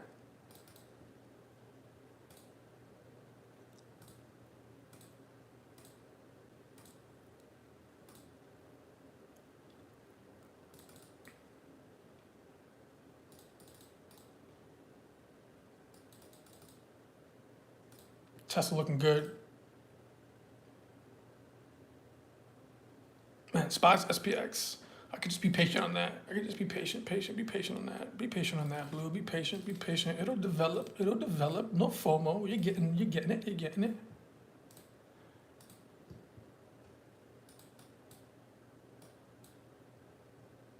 Yeah, raindrop, drop top, Angela.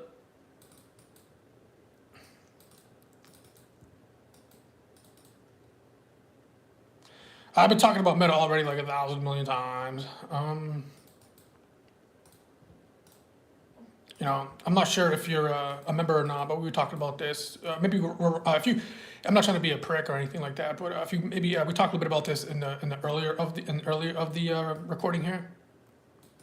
All right, so when I end this, you know, you can go back. It takes what, a couple minutes just to buffer, go in, and then you can watch that recording on that. Okay. And yesterday, you know, we had a nice little talk in the trade room yesterday, right? So I'd recommend, brother, you know, join Phantoms. I don't care. It doesn't affect my life, but you know, join the team, man. We rip it. We rip tape. Tesla gone in for 300.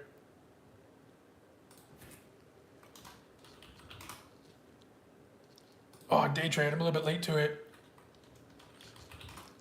For the record, I still have one contract on my IRA and one contract on my day trade. We took these options from 3 to 15. They're going for 1570. I want to see if we can get to 300 potentially pre-Fed. Let me join the day trade today. Legendary trade right there. Implied vol is fairly high here, so I want to be a little careful with y'all. I'm a little bit late to this too, so you might want to position size a little bit more smaller in the event that we pull back a little bit here. Okay, so I'll get light long here on Tesla, because this already had a couple of positive COGs for me to add. I'm a little bit late, not I wouldn't say lazy, but relaxed on it because of yesterday's massive trade.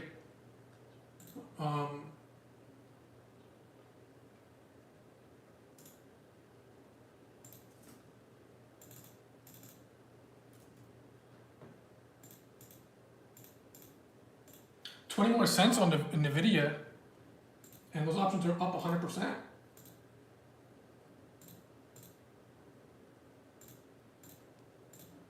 Just for the trade yesterday. All right, that was Tesla. So yeah, TP's to NVIDIA here. They're going for 140s. I'm gonna lock in this 140 hit here on premium. Just got 143. All right, I locked up a little Tesla here.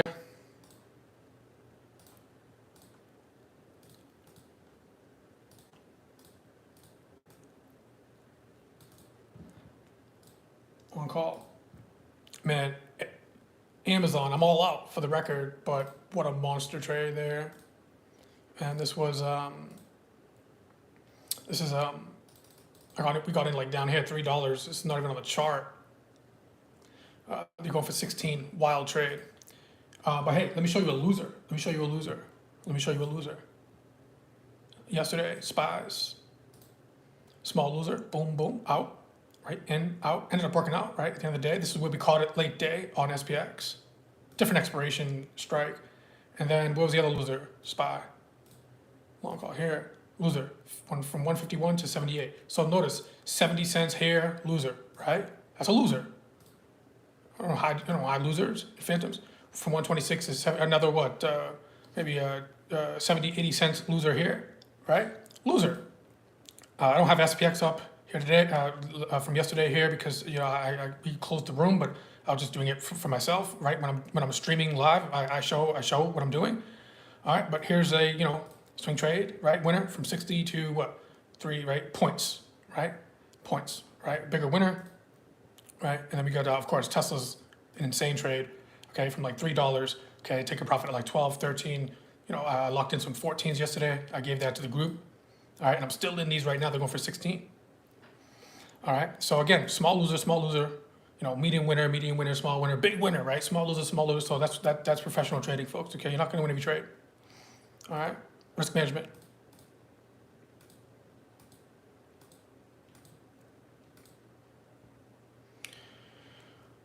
Okay, Google, not really following through. All right, for the record there, right? Floating down about 40 cents there.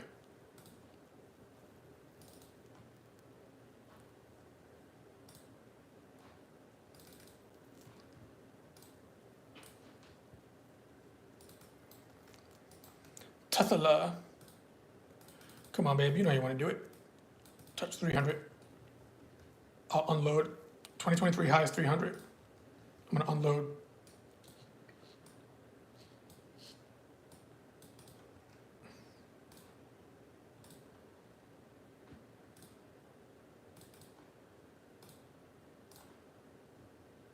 You got a fast car.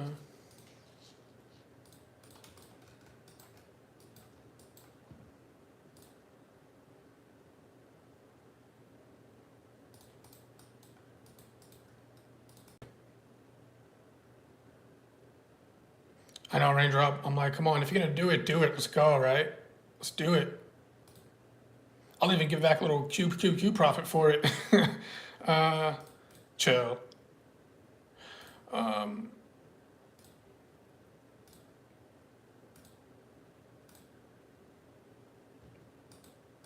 right, remember I unloaded there a little bit. And that. TSM. Beastly.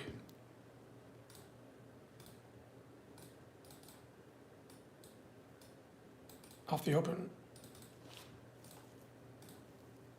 That's what you want to see right there, wide range bar.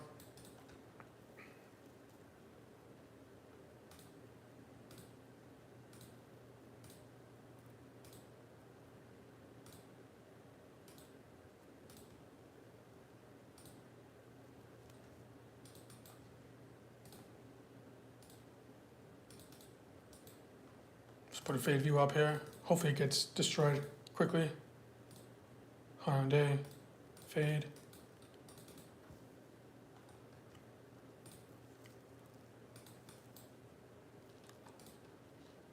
Let's get some reference point on Qs.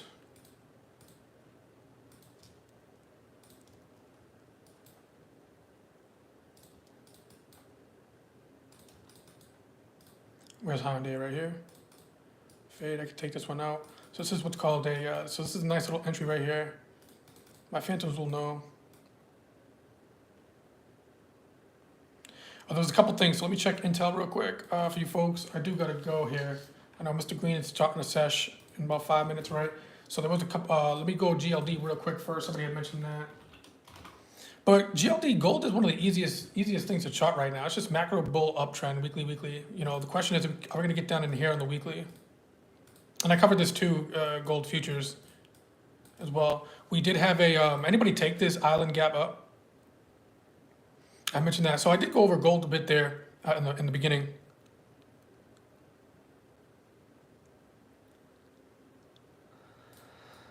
All right. But the question is, you know, can we come a bit more lower on the weeklies? This would be a beautiful area to just load up on some macro swings. Man, SPY's new highs, huh? Yeah, the GOAT JO probably, he took, I think he, which was not easy, took a short in futures here. He's probably now flipped long and making it, getting it long here. All right. But, yeah, it's fairly simple. The chart on gold is like nice and simple. That's what you want to see. It's nice and clean. It's clean. Clean levels, nice pullback, uptrend clearly. Right? Nice and clean. It's a beautiful market. All right. JO is probably making more money than me in gold right now, which is good. Intel. Joe Frank, my brother Joe Frank loves Intel, man. This is good. So yeah, so you have a little bit of a breakout here. It's going.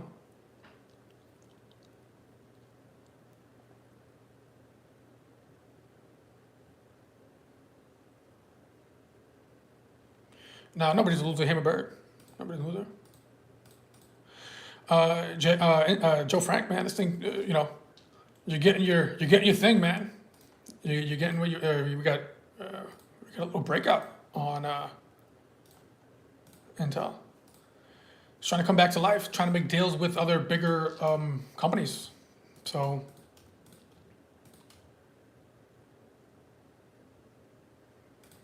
as a pro, what do you think of GME when it gets hot? it's still a speculative play. I'm not Wall Street bets. Risk it all, full port, everything. I did make some money on GameStop. Don't get me wrong, but I'm not risking my career to go work back at McDonald's. All right, I've been doing this for 15 years. All right, I'm not doing that. Right. I got kids, man. Right, but I've been doing this for a long time. So it's what I would say to answer your question. It's a speculative, high risk play. Right, so I got some money on the side. If I want to risk it, I'll put it in risk it biscuit, right? GameStop. But people live their lives still around GME, looking at where's Warren Kitty online? Where is he? Please come back! Oh my God! No, all right. I'm trading big boy products: SPX, SPY, Qs, options, futures, forex, right? Right. I don't. Right. This is a risky speculative play where people online, play. Right now, don't get me wrong. Warren Kitty, he's a freaking legend, man. Right. But that was that was a once in a kind of maybe I'd say couple decades opportunity, right? And he changed the markets a bit right now, right? So because now hedge funds and things like that, fool me once, okay, that's on me, but it's gonna be hard to fool the big boys again, twice or three times, right? So at the end of the day, they get the billions and billions of trillions of dollars, right? That was the one time in history, which awesome, right? Because I'm still a retail trader, I have professional experience, right? But I'm still a self-employed now personal retail trader for myself after all these years, right? So don't get me wrong, I like that. A lot of people made money, great, and a lot of people lost money too, though. That's the thing, right? So it's a very crazy speculative play, all right? So if I'm going to trade it, the money that I was trading it, I didn't make $1 million off of it in that one trade. I made some money on it, but because I didn't go crazy with it, I was like, well, this is nuts. Is this really happening? Is this really happening? Is this really happening? And it happened, right? And now everybody still has nostalgia, hoping for that next thing that potentially could happen, which it may. Don't get me wrong, right? But that's my answer. It's a high risk speculative play that kind of at the end of the day you got to get lucky, right? You got to get lucky, right moment, right time. Things line up, shit happens, and but be careful. Be okay losing the money that you risk in it because. That's the thing. People are like, no, it's going to happen again, man, right? But it's like, okay, cool. If I got 5, 10, 15 grand, for the, 30 grand that I want to throw into it, I have to be okay. It's a YOLO play, right? You only live once, right? So I have to be okay with like, okay, if this is just stupid, doesn't go, all right, and I lose the money, I'm still going to be okay, all right? All right, I make my living in professional products, okay? SPX. SPX is not going away. It's the biggest market in the world, right? And I don't need a guy named Roaring Kitty with a red bandana on it wrapped around his head, my life savings in his fucking lap. Oh, excuse my language. All right. And don't get me wrong, I'm not hating, man. That guy's a legend. TP some Tessie. Google, what's up, man? All right, from 305 to 390 TP some.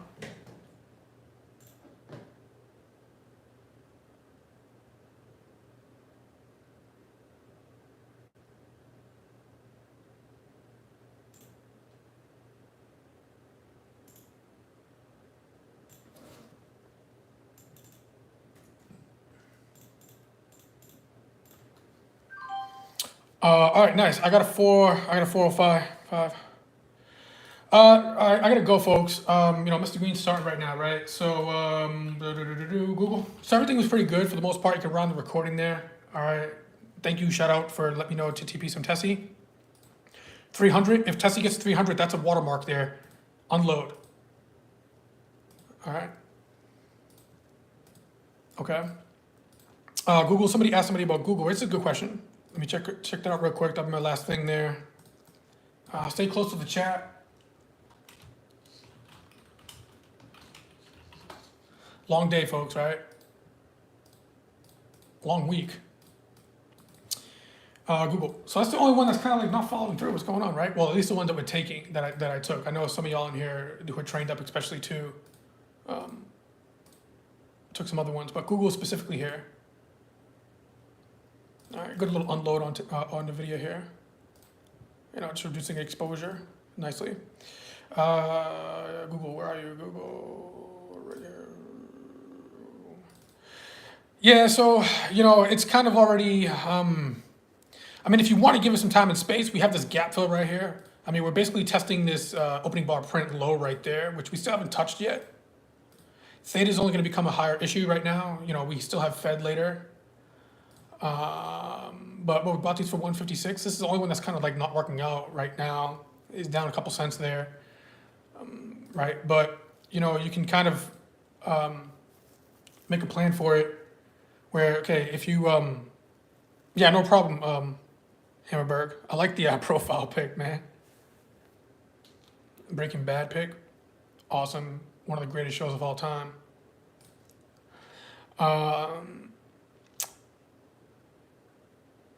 Come on, take a swim. Yeah, so I mean, it sucks too because if you have a stop loss right here, right below daily low, we have a gap fill right here. So one of the things I was saying, okay, if you stop out right here, but you have a gap fill right there, and so I would say, okay, you could say either stop out right below daily low, but you might get stop fish there. All right, if you want to give it a little more time and space, I mean, you can get it down below the gap fill here, and that's going to be below what I'd say 170, 178 handle, so that'll be 177, kind of like 98. Let me run a risk profile on that for you folks real quick.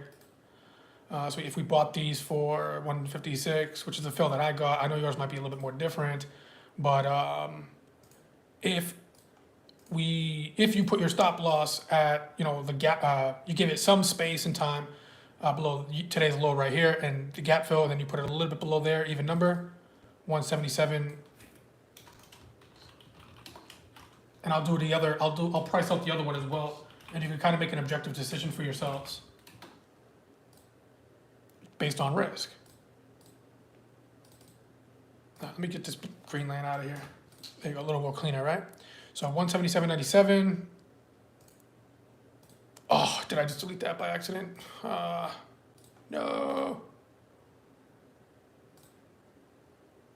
I'm going to duplicate it. So there's 45 seconds we're not going to get back in life.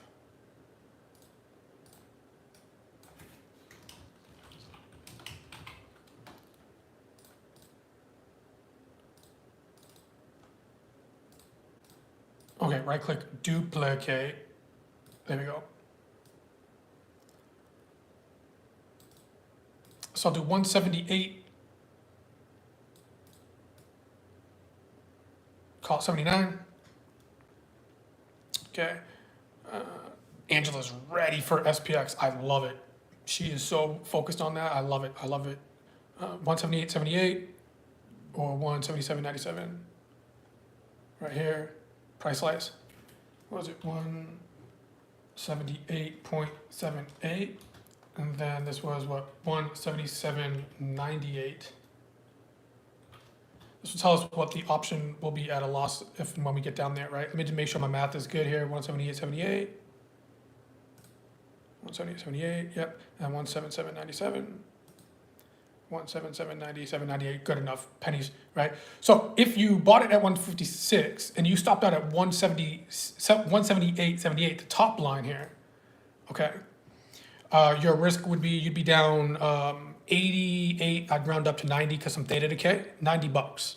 Okay, you'd be down $90 because you bought it for 156, you'd be down $90 on that. If you want to give it a little more time and space, and you can elect to do that, okay, it's up to y'all. I'm giving y'all the risk profile. If you let it give it more space, you bought these for 156, but you're going to be losing close to 100% of the option gain, the option cost, okay, because you bought it at 156 down here, all right, and then you'll be risking about $1.12, $1.13. I'll even round up to $1.15 because of some theta decay, because that might take some time. What if it just goes chop sideways for the next 30 minutes and some theta decay is going to come out of that as well? All right, so either $90 or $1.15. All right, if you cut out right now, you cut out, it's down what, 60. 56 plus 10 is 66. So if you want to risk it a little bit more here, give it a little time there for $20 more, $30 more, whatever, you can maybe just say, okay, if it comes down here, man, I'm just going to get out. I'm done with it. Take my small loss and just move on. Does that make sense? All right.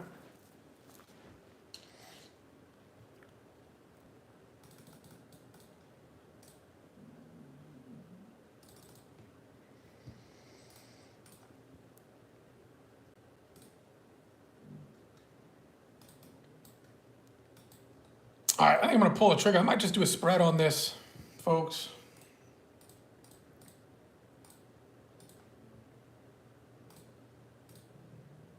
We got VIX at or new lows.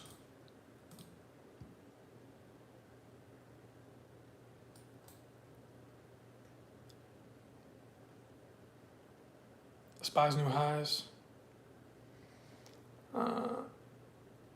We got so much negative delta here that it could squeeze, y'all. VIX on lows. Angela, we might have to just get a little risk on SPX, sweetheart.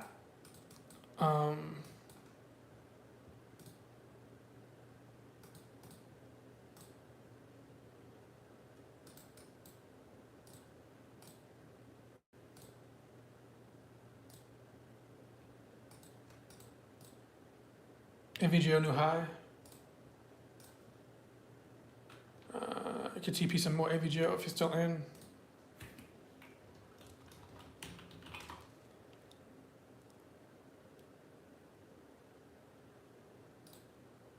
Going for 185 here. There's so much negative GEX right now on SPX that this thing just keeps grinding higher. So what's happening, negative GEX, that's from a customer standpoint. Market makers are long. So why we're having a slow grind is because hedge flows, right? So we have, this profile is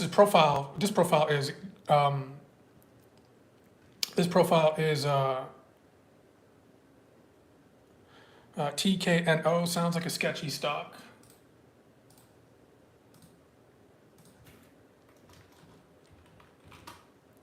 Yeah, I don't touch that BS. I'm doing big boy things here. No offense. Managing SPX. That sounds like some sketchy stuff, man. I trade big boy things here. No offense. I say that kindly. Let me see.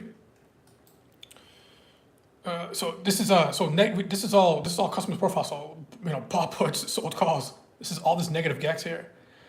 So if we continue to just grind a little bit higher, negative GEX from the customer standpoint, that means market makers are long. So what's happening is they're long delta.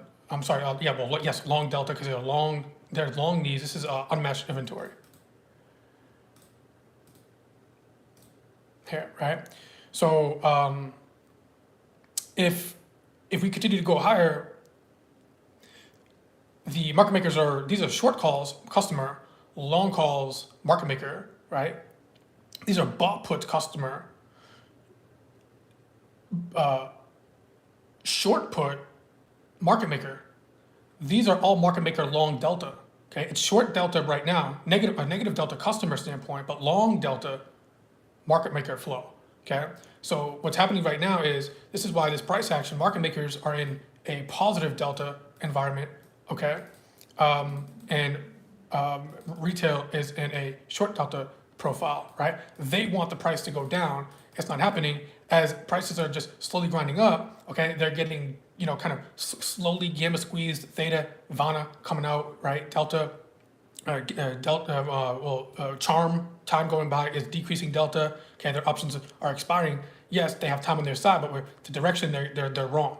So in short, what's happening right now is the market makers, they have to, since they're long delta and they're long gamma, they have, in SPX specifically, they have to sell S&P futures on moves up, okay, right, to hedge and keep their book delta neutral, okay? So unless we get a spike, okay, which I was kind of like waiting for, this might just be a slow grind up. So they're stifling liquidity, right? So that's why S&P futures are right. They're using S&P futures to hedge their SPX order book, right? So that's why every time we get a little new high there, they have to sell S&P futures to get their delta from positive to neutralize it to negative. All right, so that's what's kind of happening right now. Angela and I, Raindrop, was trying to see if we can get a little bit of a flush here, which would be great, but so far we're not getting that. And this profile is only just grinding, keeping on grinding here. So you can see people are starting to get out of these here because it's like, oh, come on, man, what's going on? This market just keep grinding higher. All right, so this 59.50 is going to be a wall. All right, and again, this is all pre-Fed. So just stay diligent. All right, stay diligent. I'd still probably work some SPYs. All right, or I should take Qs. And if I am going to pull a trigger on SPX or SPY long, I'm going to stay very close to, monthly, I'm sorry, not monthly, daily VWAP right there. So if that snaps, be careful. And you might want to write this down. Oh, no, okay. The handle of 59.50 on SPX is a massive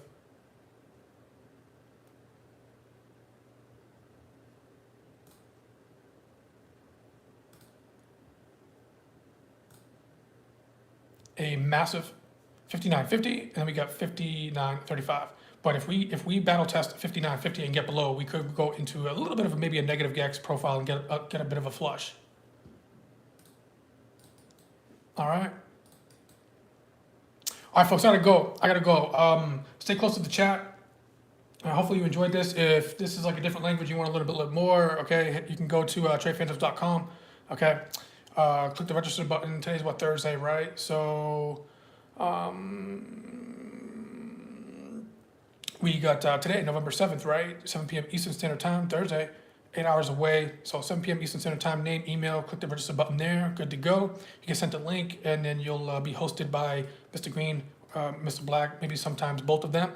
And then, here's an agenda of what will be on the dock here, right? Up, down, sideways, multi-direction, stocks, futures, forex, options, even crypto, all the way from short-term trading, scalping. You can see I'm scalping some options, some futures, okay? Even if anything I do in S&P, NASDAQ, you can do S&P futures, NASDAQ, all the way from wealth management as well, long-term portfolios, which, by the way, for the record, okay, I am shaving out of some of my portfolio, just taking some profit, not everything, right? But we have new highs, okay? My portfolio, long-term portfolio, okay, I've managed my grandmother's portfolio for multiple years, okay, hit some new highs, right? So I'm gonna, just shave out a little bit. S&Ps are already up 25, 27%, give or take. Okay, we're touching that 6,000 handle, okay? There could be a correction pending. I don't know exactly what day it is, okay, but I'm gonna lock up, TP a little bit there, right? Shave out some long-term wealth. In the event that we get another little pullback of 2, 3, 4, 5%, what have you, this is where I'll load back up on a long-term portfolio, right? So it's a concept that you must, kind of understand. Know when to buy, know when to sell,